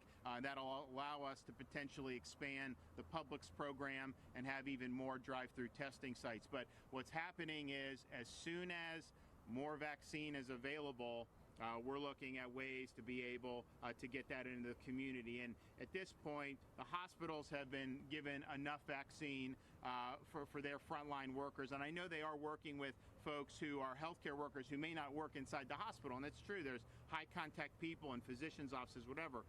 Most of the health systems are working to get that done, and we think that that's fine. But we also think that as we get more vaccine, the key is let's deploy that to our senior community. Let's get that to those 65 and plus. And I'm happy to report, even though the first 2 or 3 weeks, the hospitals were largely focused on their own healthcare workers, who of course largely skew under 65. As of this morning's report, and this stuff lags, but I think the number's going to grow. The plurality of Floridians that have received a vaccine right now are between the ages of 65 and 74. So it's showing you're going to continue to see those senior numbers grow. The long-term care mission continues. We're putting additional resources to supplement CVS and Walgreens for that. But that's really what we're looking to see is I want to see the shots to be predominantly in the older groups, and I want if the 85 and plus is 5% of the population, we want the shots of all the shots to represent higher than that. So we want them overrepresented in the shots, and that's what we're going to be working on as we move forward. We do have 1,000 contract nurses who we're going to be able to deploy. We have National Guard who've been working on a number of ways and are going to continue to help, whether it's with these new test sites or the new vaccine sites. As the vaccine comes available for that, we want them to be able to do it. Of course, as I mentioned, we're doing more with the assisted living facilities. The fact that they do have the contract with CVS and Walgreens, they are going to facilities. I know that a lot of nursing homes have been really pleased to be able to get their residents vaccinated. We're actually, this week, you're going to have the initial residents are getting their booster shots. When we did our first 100 nursing facilities, we had the state teams go in and do those until CVS and Walgreens was ready. So they're going to be getting their Pfizer booster shot this week. So their series will be complete, which I think is really, really exciting. But we do want to make sure that all these assisted living facilities are going to be able to get done in short order. We don't want this to drag out. So we've seen maybe a gap. And so we're deploying resources to help fill that gap, and I think that that'll be really, really good. Anytime we do a state site, if we do a drive-through, as long as there's vaccine available, my directive is to just stay open 7 days a week. I mean, what we don't want to do is you have 1,200 doses possible at the end of Friday, and then you say, okay, we'll just see you Monday. If those doses are there, be open Saturday, be open Sunday. So when we open some of these drive-through vaccination sites, the charge is going to be, how many can you do a day? And you're going to do that 7 days a week. And I think that that's important. It'll help boost the numbers quicker. So we are continuing to make a lot of progress. I was talking with the White House this morning about saying, look, we're getting to the point where we've got a lot of things in place. We're in the community. There's high demand. These shots, I mean, you see the number of people lined up. The shots are really going to continue to increase. And so the question is, we want to make sure that if we have other avenues, that we have vaccine that can go to those. So, but it's a good situation to have compared to a couple weeks ago when, we're Christmas, New Year's. Now people are saying, hospitals say, send us more. We want more. We think we can do more. And so I think what Sacred Heart is doing is great. We hope other places around the state will take a look at how they've done it. And people in there are very happy. I think they're excited to be able to be at this situation. And look, we're happy to be able to support the efforts. I mean, if you are working hard to provide shots to our senior citizens, we want to be able to direct more vaccine your way. And we're fighting to get even more, and we're fighting to make sure that our seniors are able to get the protection that they need. So I don't know, who else is going to talk? Are we going to have a Sacred Heart? Yep, Okay. yep, So absolutely. Justin from Sacred Heart's done a great job. We've enjoyed working with him. He's going to come up and say a few words. Hey, good morning. Thank you. My name is Justin Labrato. I'm the Chief Operating Officer for Ascension Medical Group Sacred Heart. And this is a very exciting day here at Olive Baptist Church. This was actually my home church growing up here in Pensacola. I want to thank Pastor Ted Traylor for letting us use the facilities here to vaccinate the over 65 population, our friends, family members, and neighbors here today, tomorrow, and the rest of the month. We also have a second mass vaccination clinic that's open today at the Milton Community Center. And I want to thank Brad Baker and Santa Rosa County for their help in partnering in that mass vaccination clinic.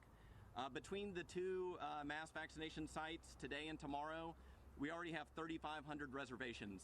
So we'll have 3,500 people minimum vaccinated by the end of tomorrow, vaccinated. So, and we'll schedule additional dates in the near future. So in the future, we're going to have those appointments at getsacredheartcare.com. So when they're available, they'll be on that website. I'd like to thank Governor Ron DeSantis for being here today and for helping bring additional COVID vaccines to the Pensacola area in the future as we continue this mass vaccination project. We have a great partnership, so we can't do this alone. Great partnerships with our local FQHC, Community Health Northwest Florida. They're here. They're helping us with manpower today. Great partnership with our hospital. Dawn Rudolph is here today. Ascension Sacred Heart Hospital, the premier hospital for the Pensacola area. Don't delay care. They can take care of you safely.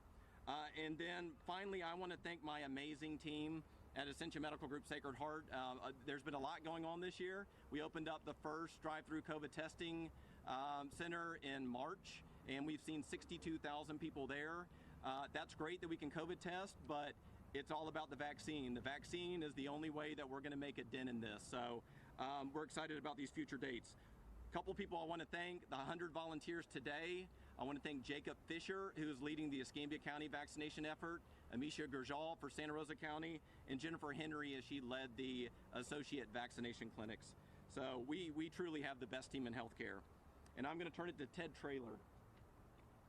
Thank you, sir. Hey, thank you, Justin. We're honored here at Olive Baptist, try to bring our community together.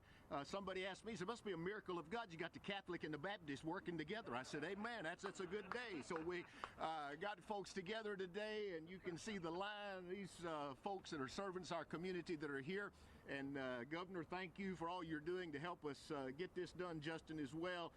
Jake, thank you. And it's just a good day when we can reach out and try to help our community. And glad to see this line growing through here. And we're honored here at Olive Baptist to just be a part of that. Thank you, Justin. All right, so now what they're going to do, they're just going to do some vaccinations right here on site. So we've got some volunteers, and so they've already gone through and signed the form and everything, and done kind of what needs to be done at this point. So basically, they're going to get the shot in the arm. And then are you going to have them go back in and just sit in the place? So they have a place inside. When you guys look at it, it's just a bunch of chairs. People sit, and all that just for observations. There's been have you guys had any reactions yet for the vaccine? So there's been very, very few nationwide even, but I think they're doing the right thing. You just want to be careful. I mean, it's just the way it goes. You guys ready? All right.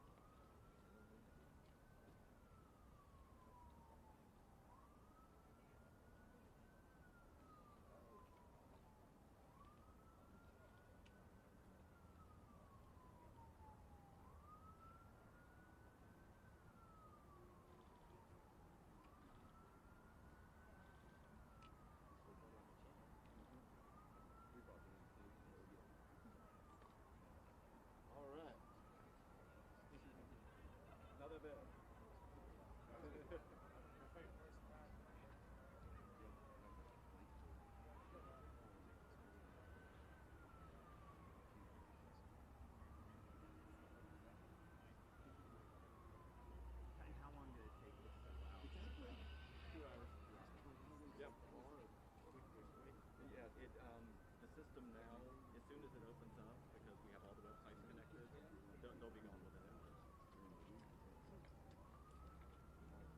What's that?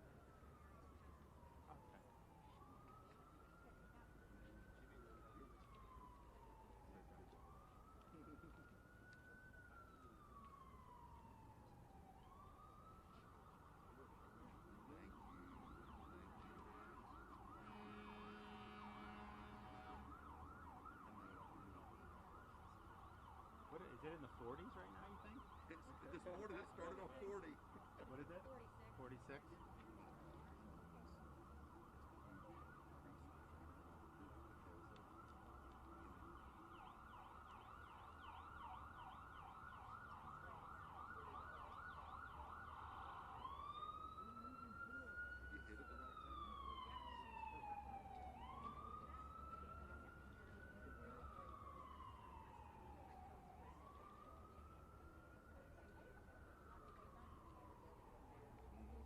You're watching News Now from Fox. Right now, we are taking a live look at Pensacola, Florida. Just a few moments ago, we heard from Governor Ron DeSantis. He says that he is placing priority on residents 65 and older to receive the vaccine. As you can see, that is what we are looking at right now, the elderly population receiving the vaccine. In just a few moments, we expect Ron DeSantis to take questions from reporters. So right now, some of our viewers will see a quick commercial break.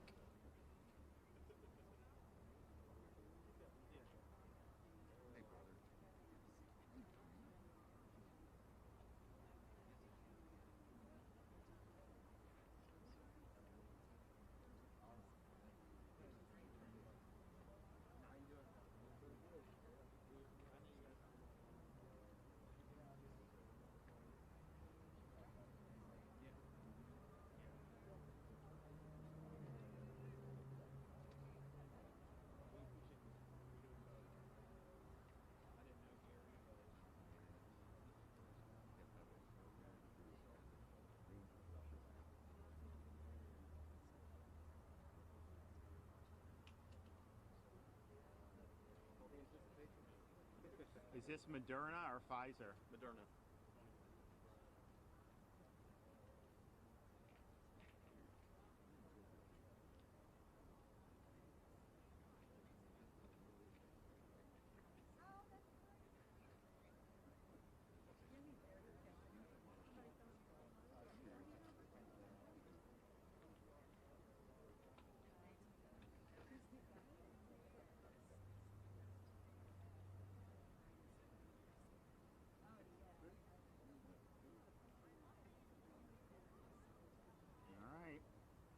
done? Not yet, not yet. Oh, well, there it is. Okay. All right. Good job, Denise.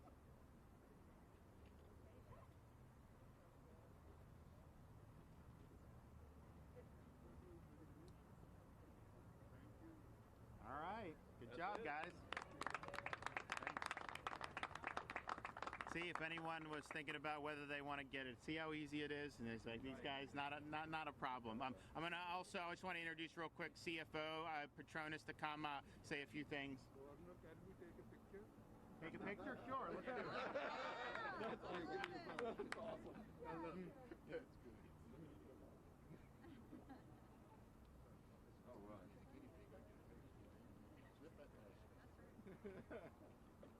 Okay, 1, 2, 3. Here's one more. Good job. All right. Now you don't have to share it. Happy New Year to you. Yeah. There you go. Let's do this plane. Thank you. I'll sit down for 15 minutes. Thank you all. Thank you, Governor, for what you're doing. As most of y'all know, I'm a Panhandle native, born and raised in Northwest Florida. I couldn't be prouder of everything Governor DeSantis has done to lead in this effort. I'd like to thank the team at Ascension Health and as right here at Baptist Olive Church and what they have done in order to put resources together at a moment's notice to get this vaccine out. Today, they will pump out right here alone over 1,000 vaccinations. They'll be able to do the same thing over at the Milton campus and to bring 1,000 people in. Organizing the appointments is short of miraculous to be able to put this together in such a quick turnaround time. But as we've been traveling the state over the last several weeks, we've been meeting with legislators, business leaders, and we've been hearing their concerns, their needs, but also pointing out the advocacy that we need to tell the legislature that we need COVID liability protection for our businesses. And not just our businesses, it's for our non-for-profits and our healthcare providers. It's critical that we see this happen this coming legislative session. Governor DeSantis has been working tirelessly to push the vaccination out, to see it firsthand, and if it means going to every single corner of the state to ensure that this is part of a smooth flowing process, that our citizens are being protected, that's exactly what he's doing. So from the bottom of my heart and from my family, thank you, Governor DeSantis, for what you're doing and putting people over politics and ensuring that the state's economy is being protected. I know there's it's a big deal. I know there's a limited supply, and as Governor DeSantis, thank goodness he has had the relationship he has had to be able to ensure that Florida continues to see a steady supply of vaccinations. And as he sees that, he empowers those areas to get out there and put boots on the ground, making partnerships, just like the preacher said. We're bringing Catholics and Baptists together to save lives. Isn't that a great thing? But as we're taking and being innovative, people go to grocery stores because they go to grocery stores. Well, let's go ahead and get them their vaccination at the same time. Partner with Publix, you know what? That's a great idea, but it wouldn't come together if you wouldn't seen the leadership from our own governor. So, Governor, thank you for everything you're doing. Thank you for saving Florida's economy, and thank you for saving our people. God bless. Appreciate you.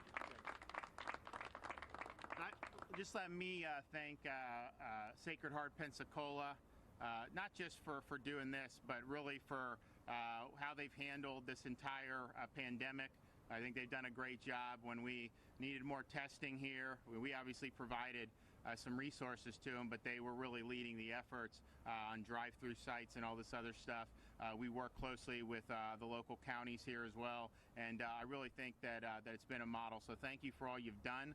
I think this is just continuing, and I think you're going to see. I mean, they told me of these first few thousand appointments that they were reserved within 2 hours of this being made public, and so the demand is strong, and we're going to work to make sure that supply can meet it. Now, I think what will happen as we kind of continue on is, the demand will start to be met, so the demand will go down a little bit, the supplies will start to go up, and that means we're going to continue to look for more innovative ways to be able to deliver this to the people, particularly the people who need it most, our senior citizens. Any questions? Governor, do you believe the state needs to take a more centralized approach in rolling out this vaccine? Because can you strengthen some of the different aspects of the rollout, including adding more nurses and having more pilot programs, public? Well, so we obviously are leading the effort in terms of, one, setting the priorities. So if you remember, a few weeks ago, the CDC's advisory committee was going to recommend that seniors not be eligible for the vaccine at this point outside of a nursing home. They were going to say do essential workers. Now, those essential workers, first of all, I don't like that essential because I think everyone's essential, but they are at much less risk than elderly people. There was a lot of blowback to that, and so then they said, okay, do essential and then add 75 and plus.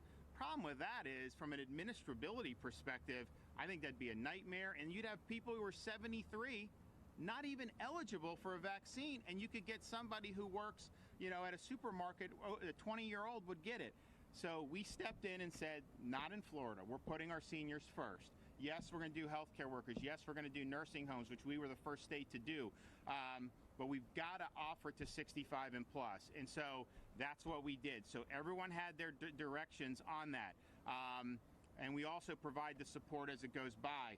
We are also taking an active role in making sure the vaccine is distributed in places that are using it most effectively. So we have pulled back from some places. If they tell us they can't get it all out for 2 weeks, we know we're going to get more vaccine next week. So we take that and then we do it. And I think that they've done a really good job of doing that. But I also think what you don't want the government to do is to try to displace our healthcare infrastructure that we have here. They know what they're doing. They know how to deliver this. And it's not only the hospitals. I mean, we have county health departments that are in the fight. We have these drive-in sites. You're going to start to see more and more of those. We're working with Publix to be able to do it. But that's really a better delivery mechanism than to have everyone kind of go through the government or have the government in a situation of having to do it. And I think you're going to see that. I mean, this is scaling up. You're going to start to see it. The hospitals are in a good stride now. Look, at the end of the day, when you get a vaccine dropped on your doorstep right before Christmas, which is almost every hospital got it right before Christmas except for 5 who got Pfizer the week before, that's not the best time to get it in terms of staffing and everything like that. And so we understood that, but we made the challenge. Get into these communities when you're done with your healthcare workers. I think that most of the hospitals have finished that, and then they're answering the call.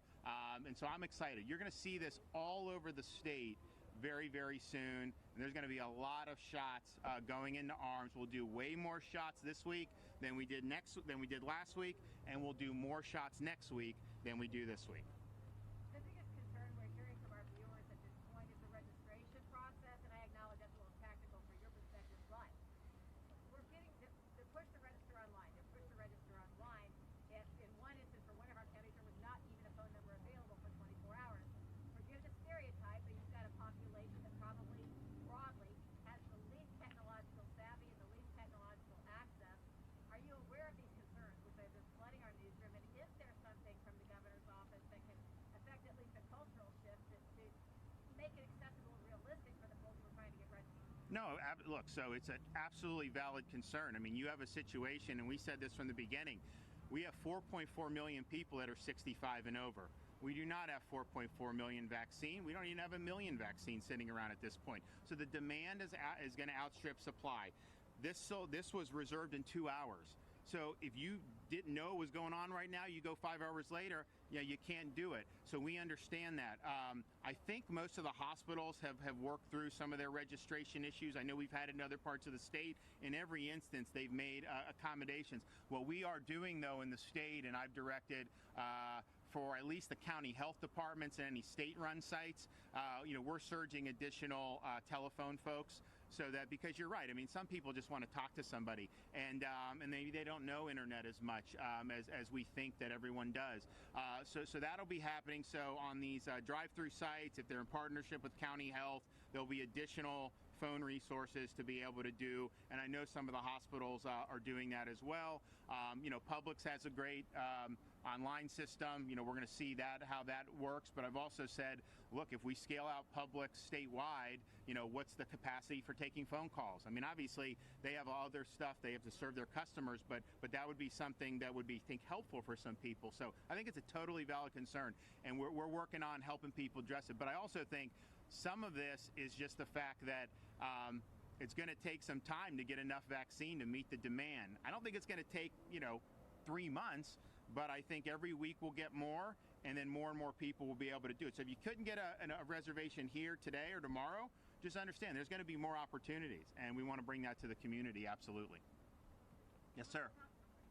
Governor, as the vaccine rolls out and we're fighting back against this pandemic, cases here are still going up. We're seeing high positivity rates.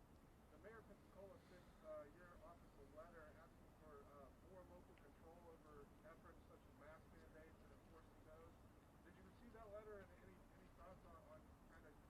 we will categorically not allow any local government to lock people down. We will not let any local government kick anybody out of their job.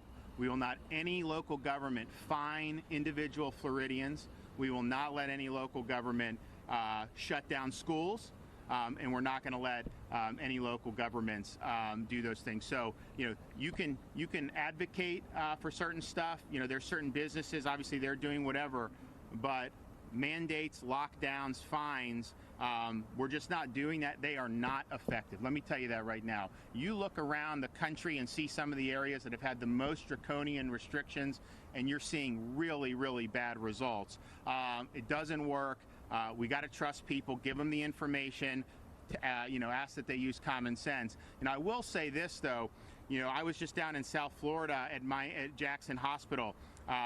And it's true, the positive tests are higher than they were 6 weeks ago, and actually higher than even the summer, which is really when we had our epidemic spike. In Jackson Memorial, the biggest system down there, their COVID positive patient load is less than half of what it was over the summer. So the positive tests, at least there, are not driving, a massive hospitalization. Now, I think in some other parts of the state, you'll see a little bit different with hospital admissions because some places didn't get hit as hard as Miami, and so I think that that's due. But what I think this is the most effective tool we have to battle the pandemic. I mean, if we continue to vaccinate senior citizens, you are going to reduce the ceiling for hospitalizations. You absolutely will, because those are the folks who are most likely to get hospitalized. You will reduce the mortality rate, because obviously the mortality's been so concentrated in the 65 and plus. So this is why we're really focused on this. And I think that it'll be something that's going to really make a difference. And I think hopefully you'll see it, relatively soon. In terms of the difference it makes. But that's really what I look at. I mean, if there's positive tests, I look at, okay, are those positive tests in 20, 30s, or are they in elderly? And then the same with the vaccination. Okay, are we getting 65 and up vaccinated? And you're starting to see that in the numbers. I think that'll be more dramatic very, very soon. Question, Governor, I'm curious what you think about these reports we're hearing out of West Palm about a nursing home giving out vaccines to wealthy donors, and whether or not you think that's acceptable, because there's some serious concern that this is violating state code or potentially some of the... Yeah, I'm not sure about that. I mean, the nursing homes, the state did 105 nursing homes the first week because CVS and Walgreens hadn't ramped up. And then CVS and Walgreens, they're contracted with the federal government. They're going to a lot of these facilities, vaccinating the staff and residents. And then we are now going to do more with the assisted living facilities. Now, we have sent vaccine directly to some of the nursing homes in places like Miami-Dade because they have the capacity to administer it. But my understanding is they're administering that to their, to their residents, which is very appropriate for them to do. So, all right, well, we'll be back soon, and we're going to have more stuff going on up here in Northwest Florida. Thanks. All right, everybody, that was Governor Ron DeSantis in Pensacola, Florida. As he just said, the northwest part of the state. I have been there. It is the first area where I saw dolphins in the ocean, natural habitats and environment. Absolutely gorgeous beaches out that way. We lost that live picture, but we do have this one. It appears that it is a vote tabulating location in the state of Georgia. Now, I haven't gotten that confirmed because I do want to know exactly where it is. As soon as I learn more info, I will bring it to you right here on News Now from Fox. But I also want to show you, we have a live picture of the President Trump rally. The president will be speaking here at 11 Eastern, so about 45 minutes or so to go. Some of you are going to see a 2-minute commercial break. When you return here on News Now from Fox, we'll be listening in on our sister station, Fox 11 Los Angeles' coverage with the California Surgeon General. Actually, this is KTVU, not Fox 11 Los Angeles. Their segment's coming up here right now. My name is Gassia Mikaelian, coming to you through KTVU Fox 2 News, serving the San Francisco Bay Area. I am so pleased to bring to this conversation Dr. Nadine Burke-Harris, California's first Surgeon General. Thank you so much for being with us, Doctor. Oh, it's my pleasure to be with you. Your office is looking at how COVID is affecting all Californians, and we're talking to you at a time when the Bay Area region has just gone into the state-mandated stay-at-home order. What are you most concerned about when it comes to the Bay Area specifically? Well, when it comes to the Bay Area specifically, the reason why we've gone into the stay-at-home order is because the number of ICU beds has dropped below 15%. The number of available ICU beds has dropped below 15%.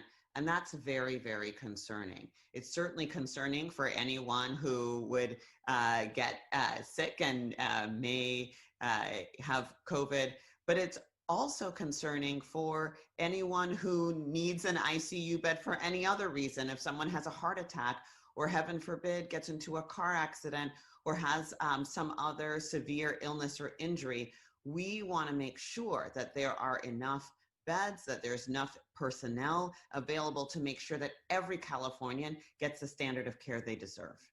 I feel like every day we have heard from Governor Newsom all the way down to our local health officials telling people, stay 6 feet apart, don't go outside if you don't have to, wear that mask. Somehow some Californians are not getting the message. What do you say to the current efforts to get everyone to follow these health orders, given the fact that some restaurants say, hey, look, we're going to stay open. Some people say, it's my right to go to my own parents' house. I recognize that people are tired. This is hard. If it feels hard, it's because it's hard. This is a once in 100 years pandemic. So we understand that people are exhausted. And at the same time, we recognize that the actions we take make the difference in terms of life and death for other members of our community. And I think that if there's one thing that we know about Californians is Californians really have a spirit of coming together, of caring for each other. And the fact of the matter is that the difficult things that we do, right? The hard things that we do are to save the lives of the members of our community. And so I want to acknowledge to folks that we know this is hard, and that we're asking folks to do it to save the lives of other members of their community. Since you have been chosen as California's first Surgeon General, you are continuing your work specifically in looking at how adverse childhood experiences, ACEs, affect Californians. It used to be that not everyone suffered so greatly. Now with the COVID-19 pandemic, tell me what you've been able to learn about what's happening with California's children. Just want to come on here, everyone, to let you know that moments from now we are expecting to hear from Senator-elect Raphael Warnock live on Fox 5 Atlanta. I'm going to briefly interrupt this when that happens. Career has been dedicated to the ways in which stress, trauma, and adversity affect our developing brains and bodies. We know that the impact is greatest on children because their brains and bodies are just developing. But the effect truly is on all of us, and it can increase the risk. Democrat elected to the chamber from the South. Joining us now is Senator-elect Reverend Raphael Warnock on the heels of his big victory. Sir, good morning. Thank you for joining us, and congratulations. Good morning. Thank you. It's great to be here with you. Yeah, the eyes of the country have been on Georgia the last few weeks. First, take me back to last night, or really early this morning, when it was clear the results were in and that the state of Georgia had chosen you. What was the weight of that moment like for you? This is an exciting moment for me. I'm deeply honored that my neighbors, the people of Georgia, have decided to send me to the United States Senate to represent their interests. I think that this is a hopeful moment. I'm thinking about young people growing up in struggling families all across Georgia. Today, they know that a kid who grew up in public housing, one of 12 children in my family, I'm number 11, first college graduate. I got here, good public college, next to good heart, and now I get because the American promise clearly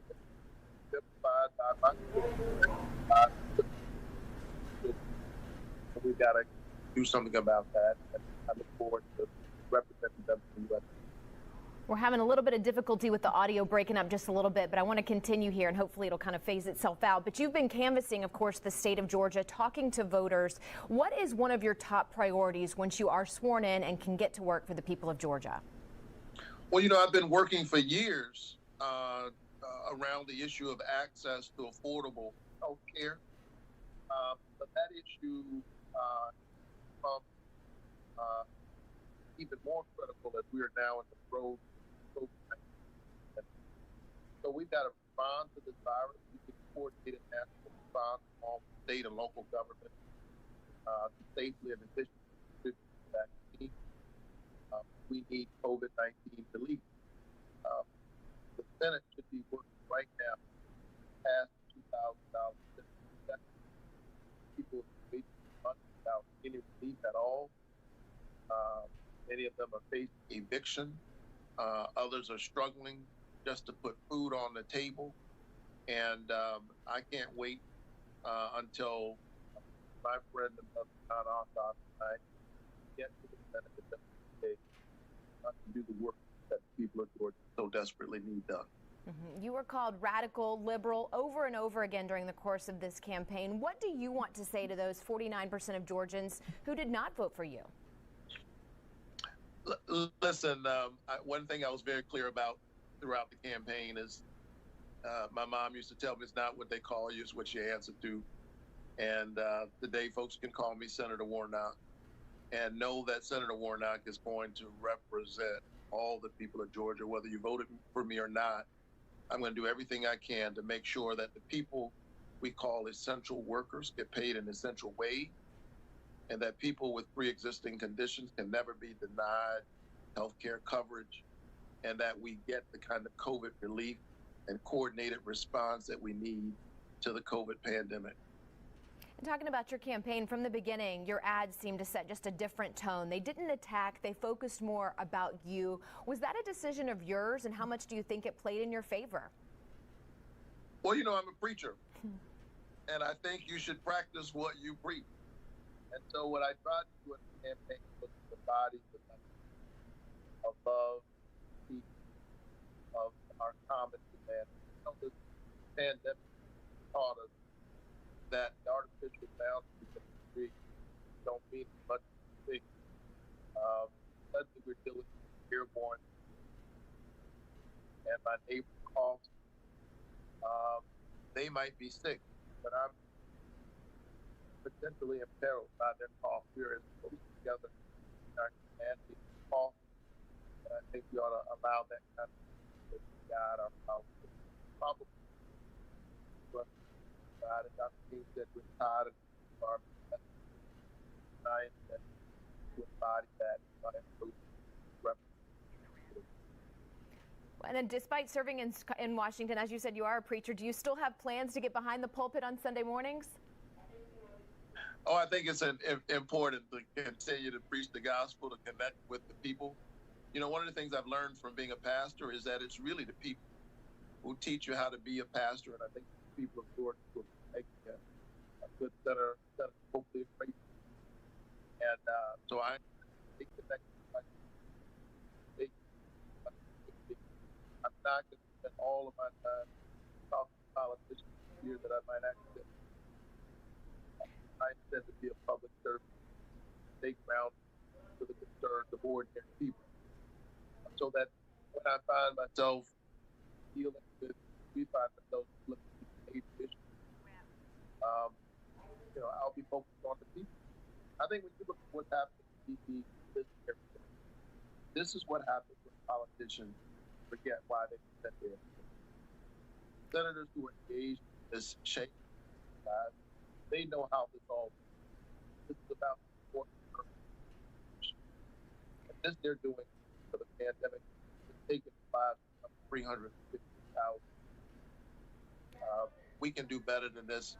The people of Georgia understood that, and that's why they were down last night. Senator-elect Warnock, congratulations. Thank you again for making time for us this morning. We appreciate it. Thank you. And we apologize for some of those audio difficulties going in and out there. But for continuing coverage of the U.S. Senate runoff election, stay with Good Day Atlanta and Fox 5 News.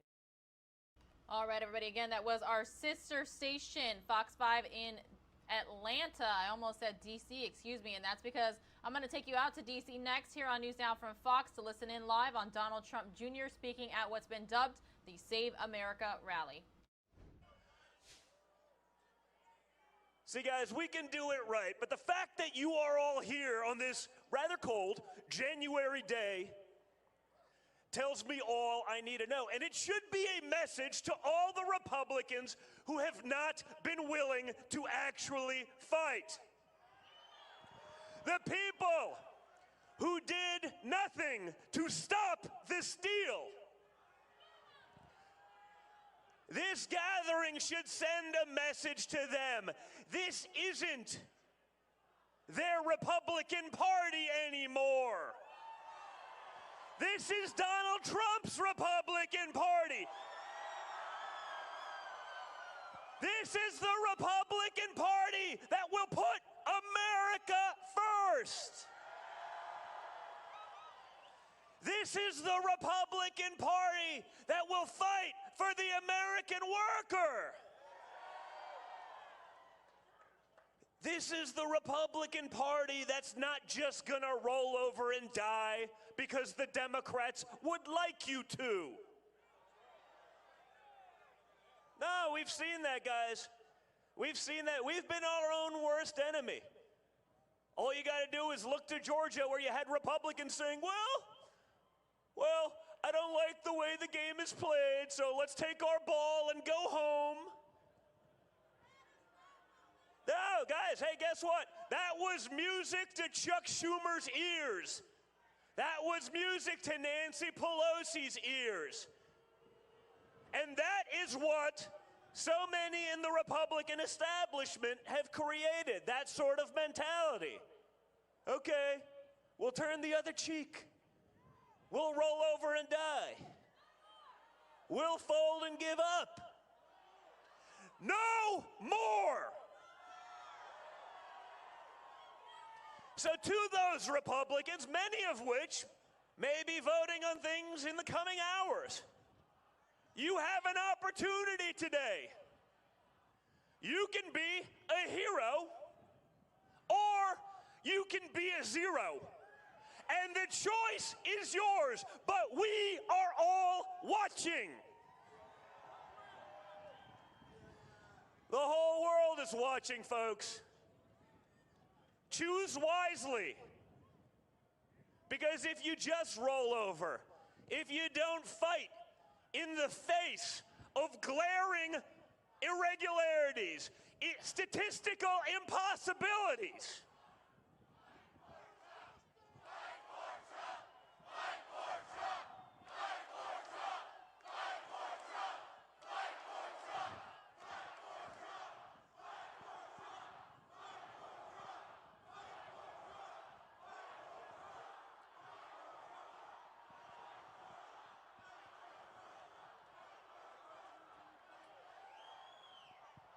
that's right, guys. That's the message. These guys better fight for Trump, because if they're not, guess what? I'm going to be in your backyard in a couple of months. Guys like Scott here. Look at, wow, okay. I can't go through the whole list because I don't have 45 minutes to go through all the patriots that have been fighting, that have been on the ground, that have mobilized to put good Republicans in those positions. Guess what, folks? If you're going to be the zero and not the hero, we're coming for you, and we're going to have a good time doing it. We got to start fighting like the Democrats do, right? We got to play their game. We got to take their fight to them their way. Our reluctance to do that over the last few decades is why we are in the position that we are in. So today, friend or foe, today, Republicans, you get to pick a side for the future of this party. Again, I suggest you choose wisely. So Kimberly, thank you for all of your fight. How'd Kimberly do, folks? One of the great fighters out there, to my family, to my father, but most importantly, to all of you red-blooded, patriotic Americans. Thank you for being in this fight with us. Thank you for standing up to the bullshit. Right? 3 men and a woman. Friendly reminder, this is why we say viewer discretion is advised. This is live, raw, unfiltered. We just had a curse word go over the air. About 30 minutes until President Trump is expected to speak. We're listening in on Donald Trump Jr. Some of you are going to see a 2-minute commercial break. Put it up on my Instagram, which is being censored to hell right now, but like I put it up yesterday. They spent money on a study that came to the incredible conclusion yesterday that trans women playing in female sports have a competitive advantage. No shit. Who could have seen that coming? I had no idea. I'm glad we spent probably millions figuring that out. Just like I'm thrilled that we spent $10 million to Pakistan on gender studies, because I'm sure they care. And billions elsewhere on nonsense. That is driven by the insanity of the left, folks, and we have to stand up for it. No one cares how you identify, but you don't have to do the nonsense that follows. And what I want to know is, in these sort of things, where are the people? Where are the feminists that we're fighting as men are dominating women's sports? Where are they, folks? We need to be the party of common sense. We need to be the party of reason. We need to be the party of our values that we hold so dear, that made America the greatest country in the world. And you guys are part of that movement. So stay in this fight. Stay loud. Don't be suppressed. Don't be put in your corner. Don't let them cancel you. Trust me, I've been canceled 17 times since I started this speech. I promise you. Once it happens, it's rather freeing. And you can kind of do what you want. Don't let them do it to you. All right, live, raw, unfiltered. You just heard Donald Trump Jr. He's been cursing quite a few times this morning. I'm going to take you out to New York City, where Mayor Bill de Blasio is providing some COVID updates here on News Now from Fox. Please, please, everyone, we will have the full coverage of President Trump's speech at 11 o'clock, so do not go anywhere. Donald Trump Jr. wrapping up his remarks right now, likely some additional other speakers. His girlfriend, Kimberly Guilfoyle, spoke right before him. We are not going to depart from the rally. We will have it right here when President Trump is expected to speak at 11 a.m. 30 people possible. And that's true in cities and towns and counties all over New York State. We need the freedom to vaccinate, because with that freedom and flexibility, we can reach so many people. This is about reaching all the folks who want and need the vaccine and are ready and willing and able. And we've got to remember that in this discussion. The folks who will get the vaccine are the people willing to take the vaccine. We got to reach as many of them as possible. That's another reason we need the flexibility. You can't give the vaccine to someone who doesn't want it. You can only give it to someone willing. And we've got to have the ability to reach the next willing person, the next one, the next one. Now, the good news is we've all been pushing for greater freedom and flexibility. We got some good news yesterday from the state, and Category 1A, big category of high priority folks, was fully approved as of yesterday, giving us more freedom and flexibility. Now we can reach home health care workers, home health care aides, people who do such crucial work for families all over New York City. I know a lot of these home health care workers. I've gotten to know them over the years, many of whom are represented by Local 1199 SEIU. I've known a number of folks who do this work for decades. I honor them and thank them for the work that they do. I remember when my mom was in her last days, the incredible people who helped her and made her comfortable and supported her. These folks do the Lord's work.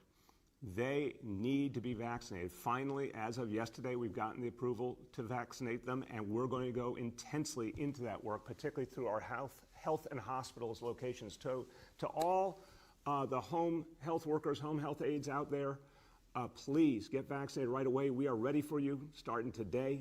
We want to make sure you get vaccinated. To all the families who benefit from the love and support of these home health care workers, please let them know vaccination available through health and hospitals right now for free, fast, easy, safe, effective. So having all of Category 1A open to us, that's a great step forward. But we want to go farther. We want to go farther. We want to make sure that we can reach everyone who needs this vaccine in a much deeper number of priority areas. But again, let's dwell on what we got in this action yesterday from the state. It also, in addition to the home health aides, it also opens up our ability to provide vaccinations to some members of the NYPD and some members of our Department of Corrections team. That's very good news. We want to make sure that all of these frontline workers, folks who work directly with everyday New Yorkers, folks who do things like having to perform CPR or working in very close proximity, that they're going to get the opportunity to be vaccinated starting right now, starting today. This is a great step. I want to go even farther, but this is a great step.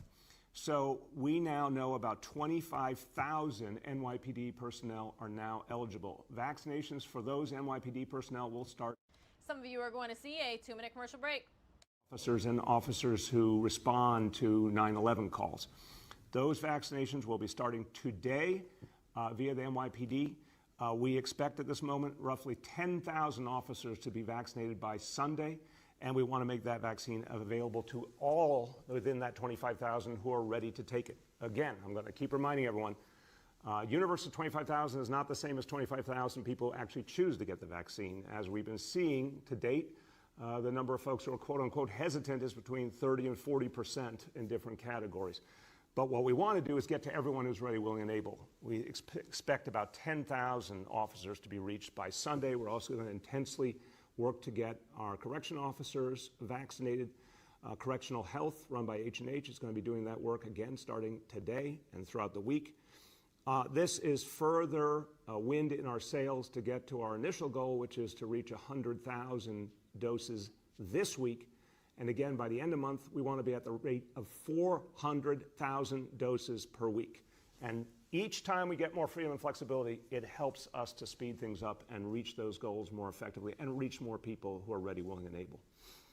Okay, now let's talk about the next steps because it's so important, the ability to reach other people in need. So my central concern right now is folks over 75, and you're going to hear from Dr. Choksi in a moment. He's going to talk to you as a caring doctor, someone who sees patients. Even though he's health commissioner, he still sees patients every day. He's going to talk to you about why reaching people over 75 matters from a medical point of view, but I'm going to talk to you from a human point of view, just directly as a layman. Look, folks over 75 are the most vulnerable in this crisis. Right now, we are not allowed to vaccinate them according to state rules. We need the freedom and flexibility so that we can start vaccinating folks over 75 right away. That freedom to vaccinate means reaching our seniors in need. Now, what we know is that this is an issue all over the country. And the U.S. Surgeon General, Dr. Jerome Adams, weighed in. He said that there's a challenge around the country with different rules and with the fact that there's obviously a lot of people who are not yet willing to be vaccinated. That's why localities, cities, counties need the freedom to vaccinate as many people as possible within priority categories. So Dr. Adams says if the demand isn't there, states and governors should move quickly to other priority groups. And it's a very smart, common sense approach. Give us the freedom to go where the interest and the desire is. Folks over 75, let's get to them. Let's get to all essential workers. I want to emphasize this again, all essential workers. Whether you work in a grocery store, or whether you work in food service, or you're a police officer, or a firefighter, or an educator, we need to reach all those essential workers as quickly as possible. So we are looking for that freedom. Now, in the meantime, with the authorization we do have, we're moving aggressively. So let's talk about our new 24/7 sites. These are going to be the mass vaccination sites, the mega sites that are going to allow us to do 24/7, thousands of people in a day, 2 of them starting this weekend on Sunday. Brooklyn Army Terminal, Sunset Park, Brooklyn, and Bathgate Industrial Park in the Bronx. Those 2 sites open Sunday, and they will continue to be open 24/7 from that point on. By reservation, we're going to talk about that. We need people to make appointments. We do not want long lines. We do want people pre-certified. These are the first 2 sites Sites will be opening in all 5 boroughs in the coming days. We'll have announcements on that very soon, but I want to emphasize to everyone, all 5 boroughs will have these mega sites, 24/7 sites. And the more authorization and flexibility we get, the more different kinds of people can come into those sites whenever convenient to them. But we want it to be by reservation to make sure it's done right. Now, for this weekend also, as you're going to hear more from Dr. Choksi, Health Department putting up its vaccination hubs. Now, these are not 24/7, but they're during the busiest hours of the day. They'll be opening Sunday as well. Brooklyn at the Bushwick Educational Campus, Queens at Hillcrest High School, Bronx at South Bronx Educational Campus. These sites, again, you sign up for a time. You go to the DOH website, Department of Health website, to sign up. That allows us to screen people, get people at the right time, make sure it goes fast and smoothly. Everyone, look, we know our seniors need the ability, and again, I want to start pre-registering seniors as we go forward. We're going to have the announcement on that shortly. We're going to have the ability for seniors to register in advance, online or by phone. A lot of seniors prefer phone. We'll have announcements on that shortly. But the key concern here is what we're seeing among folks over 75, and we have got to reach this population urgently, urgently. The story yesterday from the head of our health and hospital system, Dr. Mitch Katz, that his dad, 98 years old and a World War II veteran, can't be vaccinated because that priority has not been authorized by the state of New York. I understand there's a lot of challenges here. I understand there's a lot of good people who need to be vaccinated, but it seems to me a 98-year-old World War II vet deserves to be vaccinated right now, today. Let's get that freedom. Let's get that freedom to vaccinate. Here to tell you about everything that the health department's doing, and a particular focus on our New Yorkers over 75 and the urgent need to serve them, our health commissioner, Dr. Dave Choksi. Thank you, Mr. Mayor.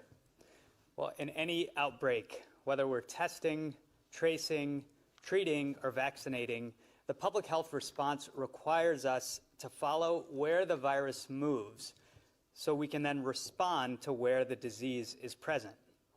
Now, the data that we watch so closely is showing us alarming trends with cases and hospitalizations in adults over the age of 75. Over the past 30 days, 6% of all cases are among those 75 and up, but 30% of hospitalizations, and most tragically, 58% of deaths are in persons 75 and older. Percent positivity is increasing citywide, but particularly among that same group of individuals, to almost 12% in the most recent week for people older than 75. Data from the Test and Trace Corps show that more than half of cases age 75 and up are likely from community transmission, and about 38% are from a close contact to a known case, usually household transmission. That means we all have a role to play in protecting our seniors. Just setting the numbers aside for a moment, each of us knows and has worried about an aging parent or a grandparent during this pandemic. We must do everything that we can for them. Yes, in our families, but also as a city. That's why I believe that New Yorkers age 75 and older should be eligible for the vaccine as soon as possible. Several states have already prioritized older adults. To meet this, as a city, we are increasing our points of access for vaccinations, pulling out all the stops to expand our capacity, as you heard the mayor say. This week alone, we've already added 25 points of access, spanning community clinics, urgent care sites, health and hospital sites, and health department pop-up clinics as well. These are all for currently eligible populations to get vaccinated. You can find all of these locations at nyc.gov/COVID vaccine. And as the mayor also said, we'll launch additional sites, including our first 3 city vaccine hubs on Sunday. These will be sites set up at schools that can offer vaccination. We have a couple commercial breaks to take before we pass things off to the News Now from Fox headquarters in Phoenix, Arizona. So here's one of 2. Next week. And starting January 16th, we'll ramp up to a total of 15 city vaccine hubs, able to serve over 100,000 New Yorkers weekly. these are the kinds of resources we're getting ready to serve New Yorkers. We also need the federal government to do its part, such as enabling pharmacy chains such as CVS, Walgreens, and Rite Aid to deliver vaccinations in the community as well. And beyond capacity, we're prepared to reach our seniors in order to answer their questions and alert them to resources. That includes through direct mail, robocalls, and engagement through senior centers in partnership with the Department for the Aging and other city agencies. We will also ensure they are able to access vaccination, including people who may be disabled or find it hard to walk. The vaccine is not the only measure we can take to protect each other, especially seniors. That's why last month I issued a commissioner's advisory to at-risk New Yorkers, which applied to older adults and to people with underlying health conditions who are at increased risk. I want to make it clear that it also applies to caregivers and household members of these individuals to take all of the precautions that you can to protect them. This message is as urgent as it has ever been. Avoid activities outside of the home except for essential purposes, including medical care and other necessities. I'm asking New Yorkers to remain vigilant. Don't let the numbers make you numb. Continue getting tested and practicing the core four: staying home if you feel sick or were exposed to COVID-19, washing your hands frequently, wearing a face covering, and keeping your distance.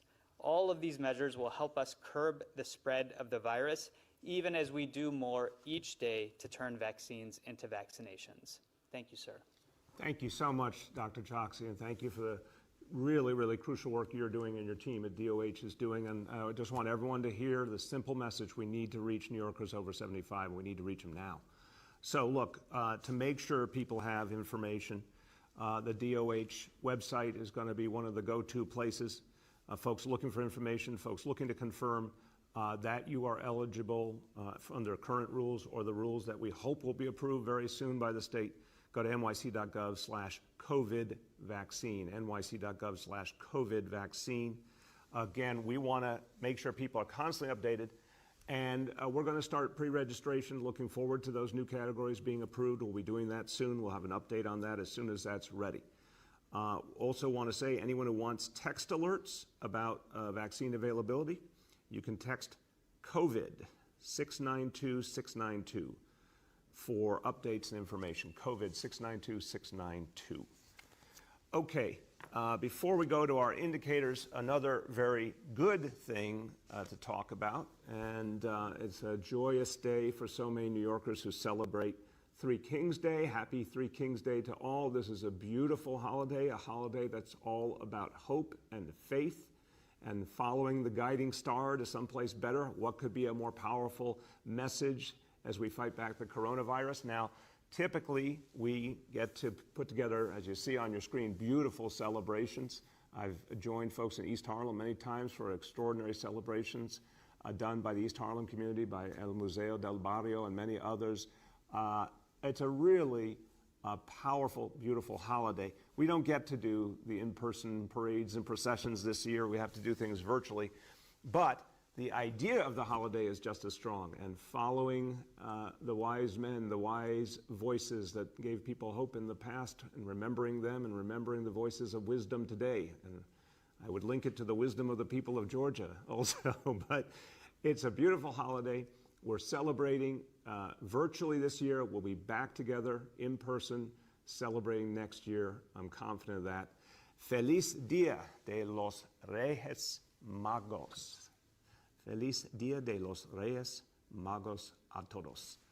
All that. Now, we will go to our indicators.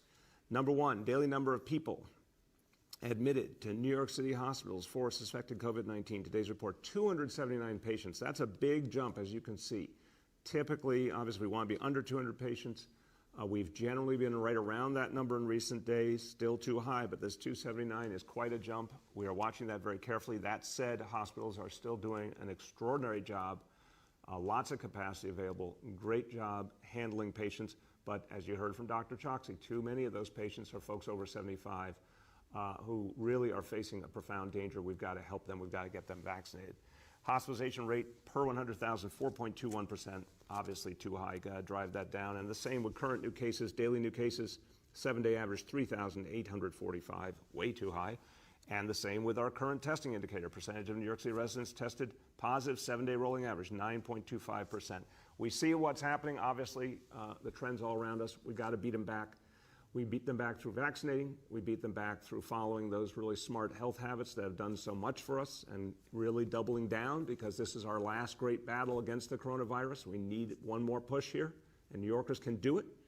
And certainly we are hopeful that as the impact of the holidays wears off over the next few weeks and there aren't the same kind of gatherings, that we're going to see some improvement in those numbers naturally. But we have to do all of the above to turn the tide. A few words in Spanish. Seguimos trabajando fuerte y pronto vamos a tener 15 centros para vacunar abiertos y operando en nuestra ciudad. Eso es solo el principio de nuestro plan histórico para vacunar a todos los neoyorquinos lo más pronto posible. Pero eso solo lo vamos a lograr si trabajamos unidos a todos los niveles, para que nuestras comunidades tengan un mejor futuro. With that, let's turn to our colleagues in the media, and please let me know the name and outlet of each journalist. We'll now begin our Q&A. As a reminder, we're joined today by Dr. Choksi, by Dr. Long, by Dr. Katz, and by Senior Advisor Dr. Jay Varma. First question today goes to Juliet from 1010 Wins. All right, everybody, we are about 10 minutes away from passing things off from the News Now from Fox East Coast Hub right here in Orlando, Florida, to the headquarters in Phoenix, Arizona. Pilar Arias here with you. I have been with you all morning long. So again, thank you so much for tuning in. I'm going to say goodbye right now. News Now from Fox, though, is a 24/7 operation. You can always find us by going to newsnowfox.com. Christy Larson's going to be taking over in Phoenix here in just a few moments. So again, the show does continue. I'm just signing off for now. I will see you all next time right here on News Now from Fox.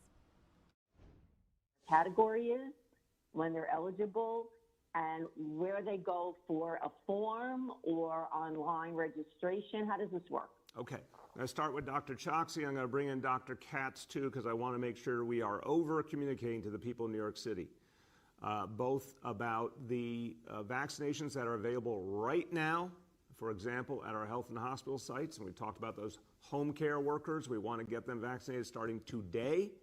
So I'll have Dr. Katz talk about how people can access vaccinations through H&H. And Dr. Choksi will talk about the information that's available via Department of Health. And again, with the Department of Health hubs opening up on Sunday, how that system is going to work. But the bigger plan, again, these 24/7 sites, many more sites all the time. By the end of this week, we're going to be around 160 sites all over the city, 250 by the end of the month. What we really need to do is have a very active reservation system, phone and online, usable for everyone, including seniors who prefer phone, multiple languages. That's what we'll be announcing in the next few days, exactly how that will work. Looking forward to Sunday when people can start going to these larger sites. But remember, only some people can go to those sites because of the current rules. I want to see if we can get that authorization right away, that flexibility right away, to get to folks over 75. We can get that authorization, we can start to vaccinate them immediately. And that's crucial. So, Dr. One more 2-minute commercial break for some of you before the top of the hour. And then Dr. Katz will talk in particular about the home health aides. Go ahead, Dr. Choksi. Thank you, Mr. Mayor. And there are really, two fundamental questions. Number one is, am I eligible for a vaccination right now?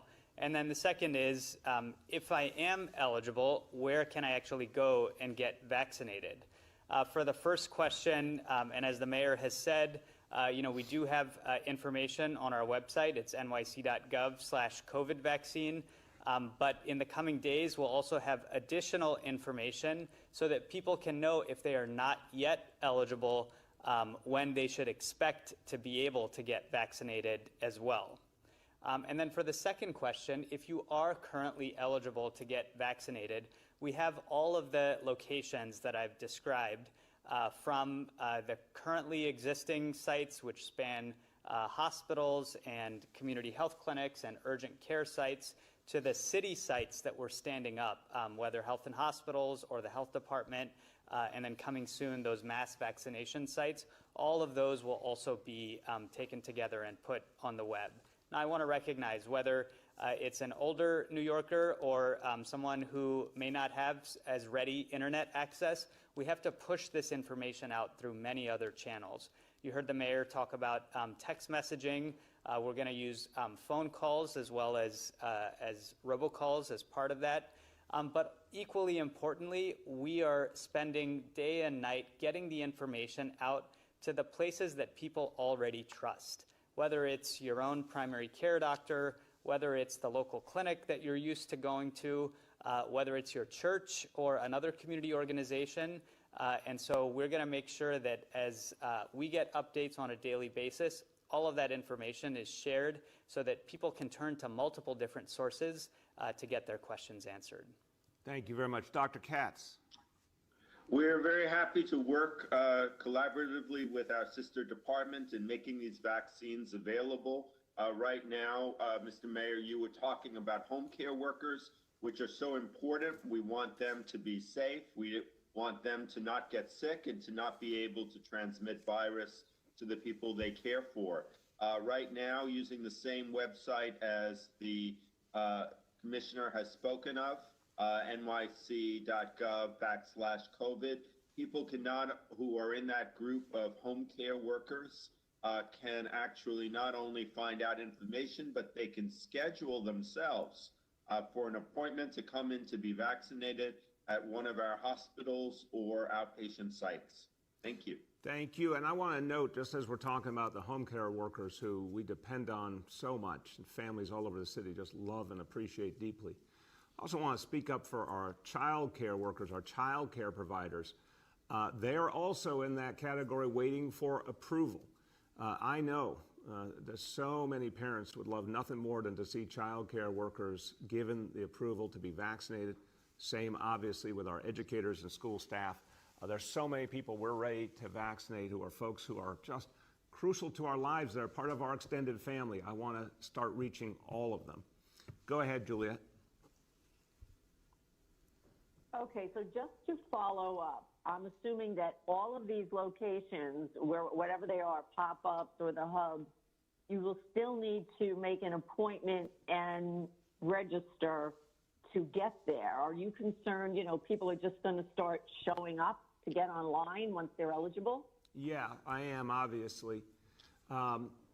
We need to get this reservation system out clearly to people. We need to show them it works. And look, we understand a lot of times in life, Juliet, the best way to convince people is to show it to them in action.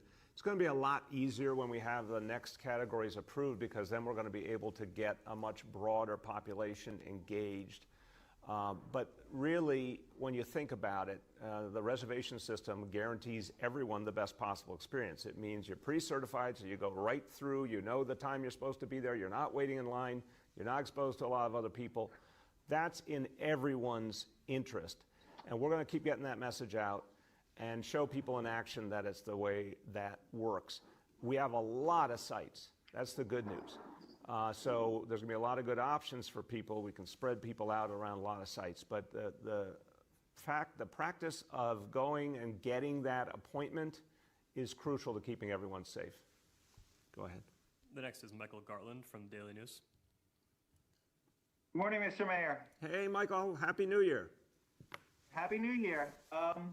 So I have a question on the 30% refusal rate among healthcare workers on the vaccine.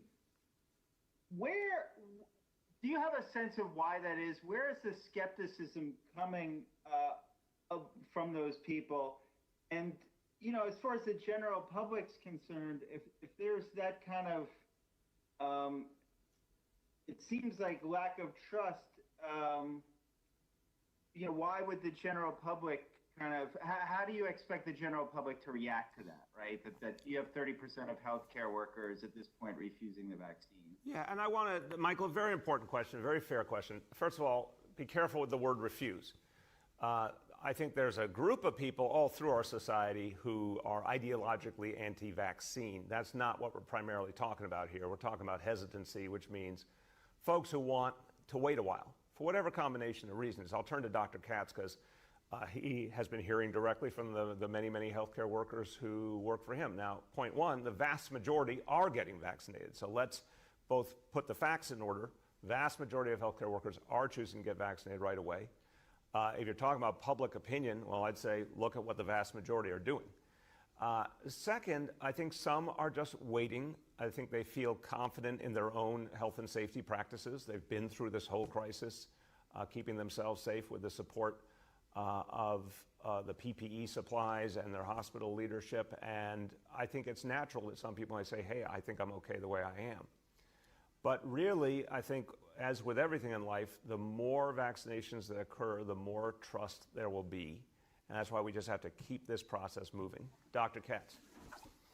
Mr. Mayor, you've explained it well. I'd like to add a couple of details. Among our physician staff, we've had overwhelming desire to take the vaccine. So among the physicians who are people who have looked closely at the science, we have very high take-up rates. I think when it comes to other staff, I think people have to understand that these are people who've worked in the trenches for the last 10 months, taking care of one COVID patient after another. And it's not shocking that many of them feel like, hey, I got through this. Many of them actually got sick and know their antibody titers. Many of them feel like, well, if I didn't get sick after doing all of this, I'm not going to get sick. And to tie it to your earlier remarks, sir, who's really at the greatest risk? The people at the greatest risk are over 75 years old and have other or younger and have other comorbid illnesses. It's tough work working in the hospitals. My staff generally are quite healthy and younger. I wish they would all get vaccinated, but I understand that they feel from this amazing experience they've had, they don't feel the same vulnerability. On the other hand, my patients with diabetes, with hypertension, with heart disease who are over 75, they really feel that vulnerability, and the data supports that, and that's why I so support what you're saying about getting them vaccinated. Thank you, Doctor. Go ahead, Michael. So the second question has to do with the Georgia elections. You know, we all know, you know, how much you've talked about the stimulus and the need for that. I'm wondering, you know, if it appears to go the way it's going with 2 seats coming to the Democrats, what would you like to see, as separate and apart from the stimulus, like to see happen as far as the agenda moving forward? You know, are you for DC statehood? I mean, what's on your kind of wish list? I just use that as an example, but you know, what would be like the top 5 things you'd like to see done apart from the stimulus? Yeah, I don't know if I have a perfect top 5 for you, Michael, but let me put it in some kind of immediate order. Just a couple of things. Absolutely, stimulus, serious stimulus. You know, take the New Deal model, and I know Joe Biden believes in this. A fast stimulus, February ideally, that is about restoring our economy and helping us all recover. That's number one. Second, I would say, related, FEMA reimbursement should go to 100% for all the places in this country that were afflicted. It makes no sense in an international pandemic to make localities pay for the kinds of expenses that are supposed to be covered by FEMA when localities have lost revenue, massive amounts of revenue because of this crisis. It's just a ridiculous, vicious circle. So make that 100% FEMA reimbursement and apply it retroactively to the beginning of the crisis. Make cities and counties and states whole for what they've been through. So those are particularly urgent matters. I'll certainly be talking about in the coming days a lot of other important actions that I think are needed. Some that could be done administratively by the White House, some that will require the Congress. To say the least, comprehensive immigration reform and undoing so much of the damage that was done by President Trump, focusing on climate change. So much has to be changed there, especially on the administration side, and I know President Biden will be entirely focused on that. There's so many things we could talk about. I'm glad you mentioned DC statehood. I think it's absolutely the right thing to do, and it's been long overdue. So there's so much that can happen, but everything begins with a real stimulus and that 100% FEMA reimbursement. Go ahead. The next is Rich Lamb from WCBS 880. Good morning, Mr. Mayor, and everybody on the call. Mr. Mayor, just wondering, we've seen news out of South Africa that there is another COVID strain which apparently has more mutations, and people are really worried about whether or not the vaccines will have any effect on this, or they're worried about it anyway. They don't know that it won't, but it certainly seems that there's a lot of concerns. I wonder if the doctors can weigh in on that as well. I thank you for the question, Rich. I'm going to turn to Dr. Varma, and then if any other doctors want to weigh in. But let me just say, look, while we are constantly monitoring any new strains and trying to understand the full ramification, one thing still is clear as a bell. Vaccinate the most people possible, particularly those who are most vulnerable, and that's the folks over 75. So far, the vaccine appears to be effective with different variants. Rather than any of us sort of wait and worry about new variants, why don't we take the bull by the horns and go vaccinate everyone over 75 who's willing and protect them in advance? Dr. Varma. Great, thank you for the question. Yeah, and I'll start by just reemphasizing what the mayor just said. He's absolutely right. What we need to focus on, most importantly, is what we know right now. And what we know right now is that the vaccine is highly effective at preventing COVID infections here in the United States.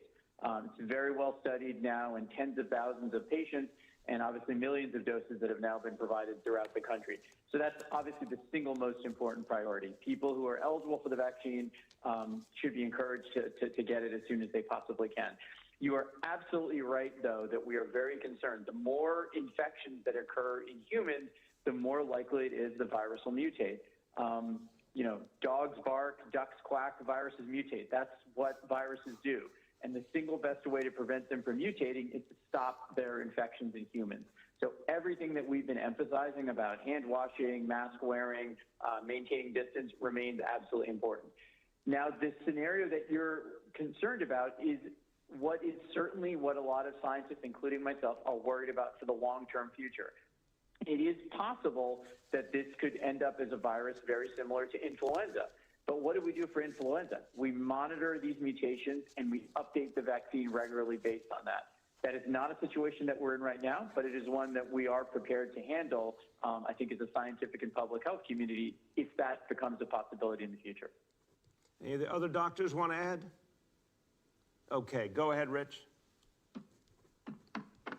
Okay, so I'm wondering, Britain is really in lockdown now, and I'm wondering is there any point at which you would foresee New York City going back into lockdown? I mean, it's clear that the numbers are going up. Is there a trigger? Is there a number, or is there a situation that would cause that? Rich, we're going to watch very carefully every day.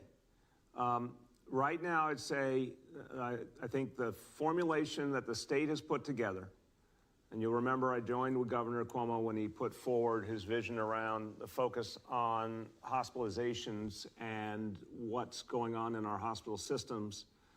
I think that is still the essence of how we need to make our decisions. I every day go over the hospitalization numbers with our team, ICU capacity, what we're seeing in the efficacy of our hospitals in terms of saving lives. So far, we've seen extraordinary success in all of our hospitals, public, voluntary, independent. Real worries about folks over 75 in particular. We're emphasizing that, and we're watching that situation very, very carefully. But overall, I would say our New York City hospitals across the board are doing very well. And if we can keep that momentum and keep doing the things we need to fight back this virus. And that means everyone taking the personal responsibility that New Yorkers have really done very well, better than almost any place else in the country. The mask wearing alone is far superior to most places in the country. But also continue to rapidly vaccinate and expand these categories. I think we can get through January, and I think February could be much better. But that is a day-to-day reality that we are monitoring. I want to be really clear. We are watching very carefully, Rich. And so I do not see additional restrictions today, but it's something we're going to be assessing every day. And obviously the state makes those ultimate decisions, something we're comparing notes with the state on frequently. The next is James Ford from Pix 11. And good morning, Mr. Mayor and everyone on the call, and happy Three Kings Day. Happy Three Kings Day to you, James. How you doing? Great. Thank you very, very much. I appreciate you asking. Look, you have said that you're very hopeful that the city will reach or maybe even surpass its vaccination goals going forward. But you've also said within the last week that it hadn't reached those goals up to this week. What assurances can you give that the city can reach those goals? And can you elaborate on the importance of entities like 1199 SEIU in getting people registered and getting shots in arms for people like their members and other youths? Yeah, look, James, thank you. Very important question. I laid out at the beginning of the week this core notion that this week our goal is 100,000 vaccinations. By the last week of January, 400,000 vaccinations in a week, 1 million total for a month. I feel confident about those numbers. I think that every time we get more freedom and flexibility, we can do even better to ensure those numbers. So the fact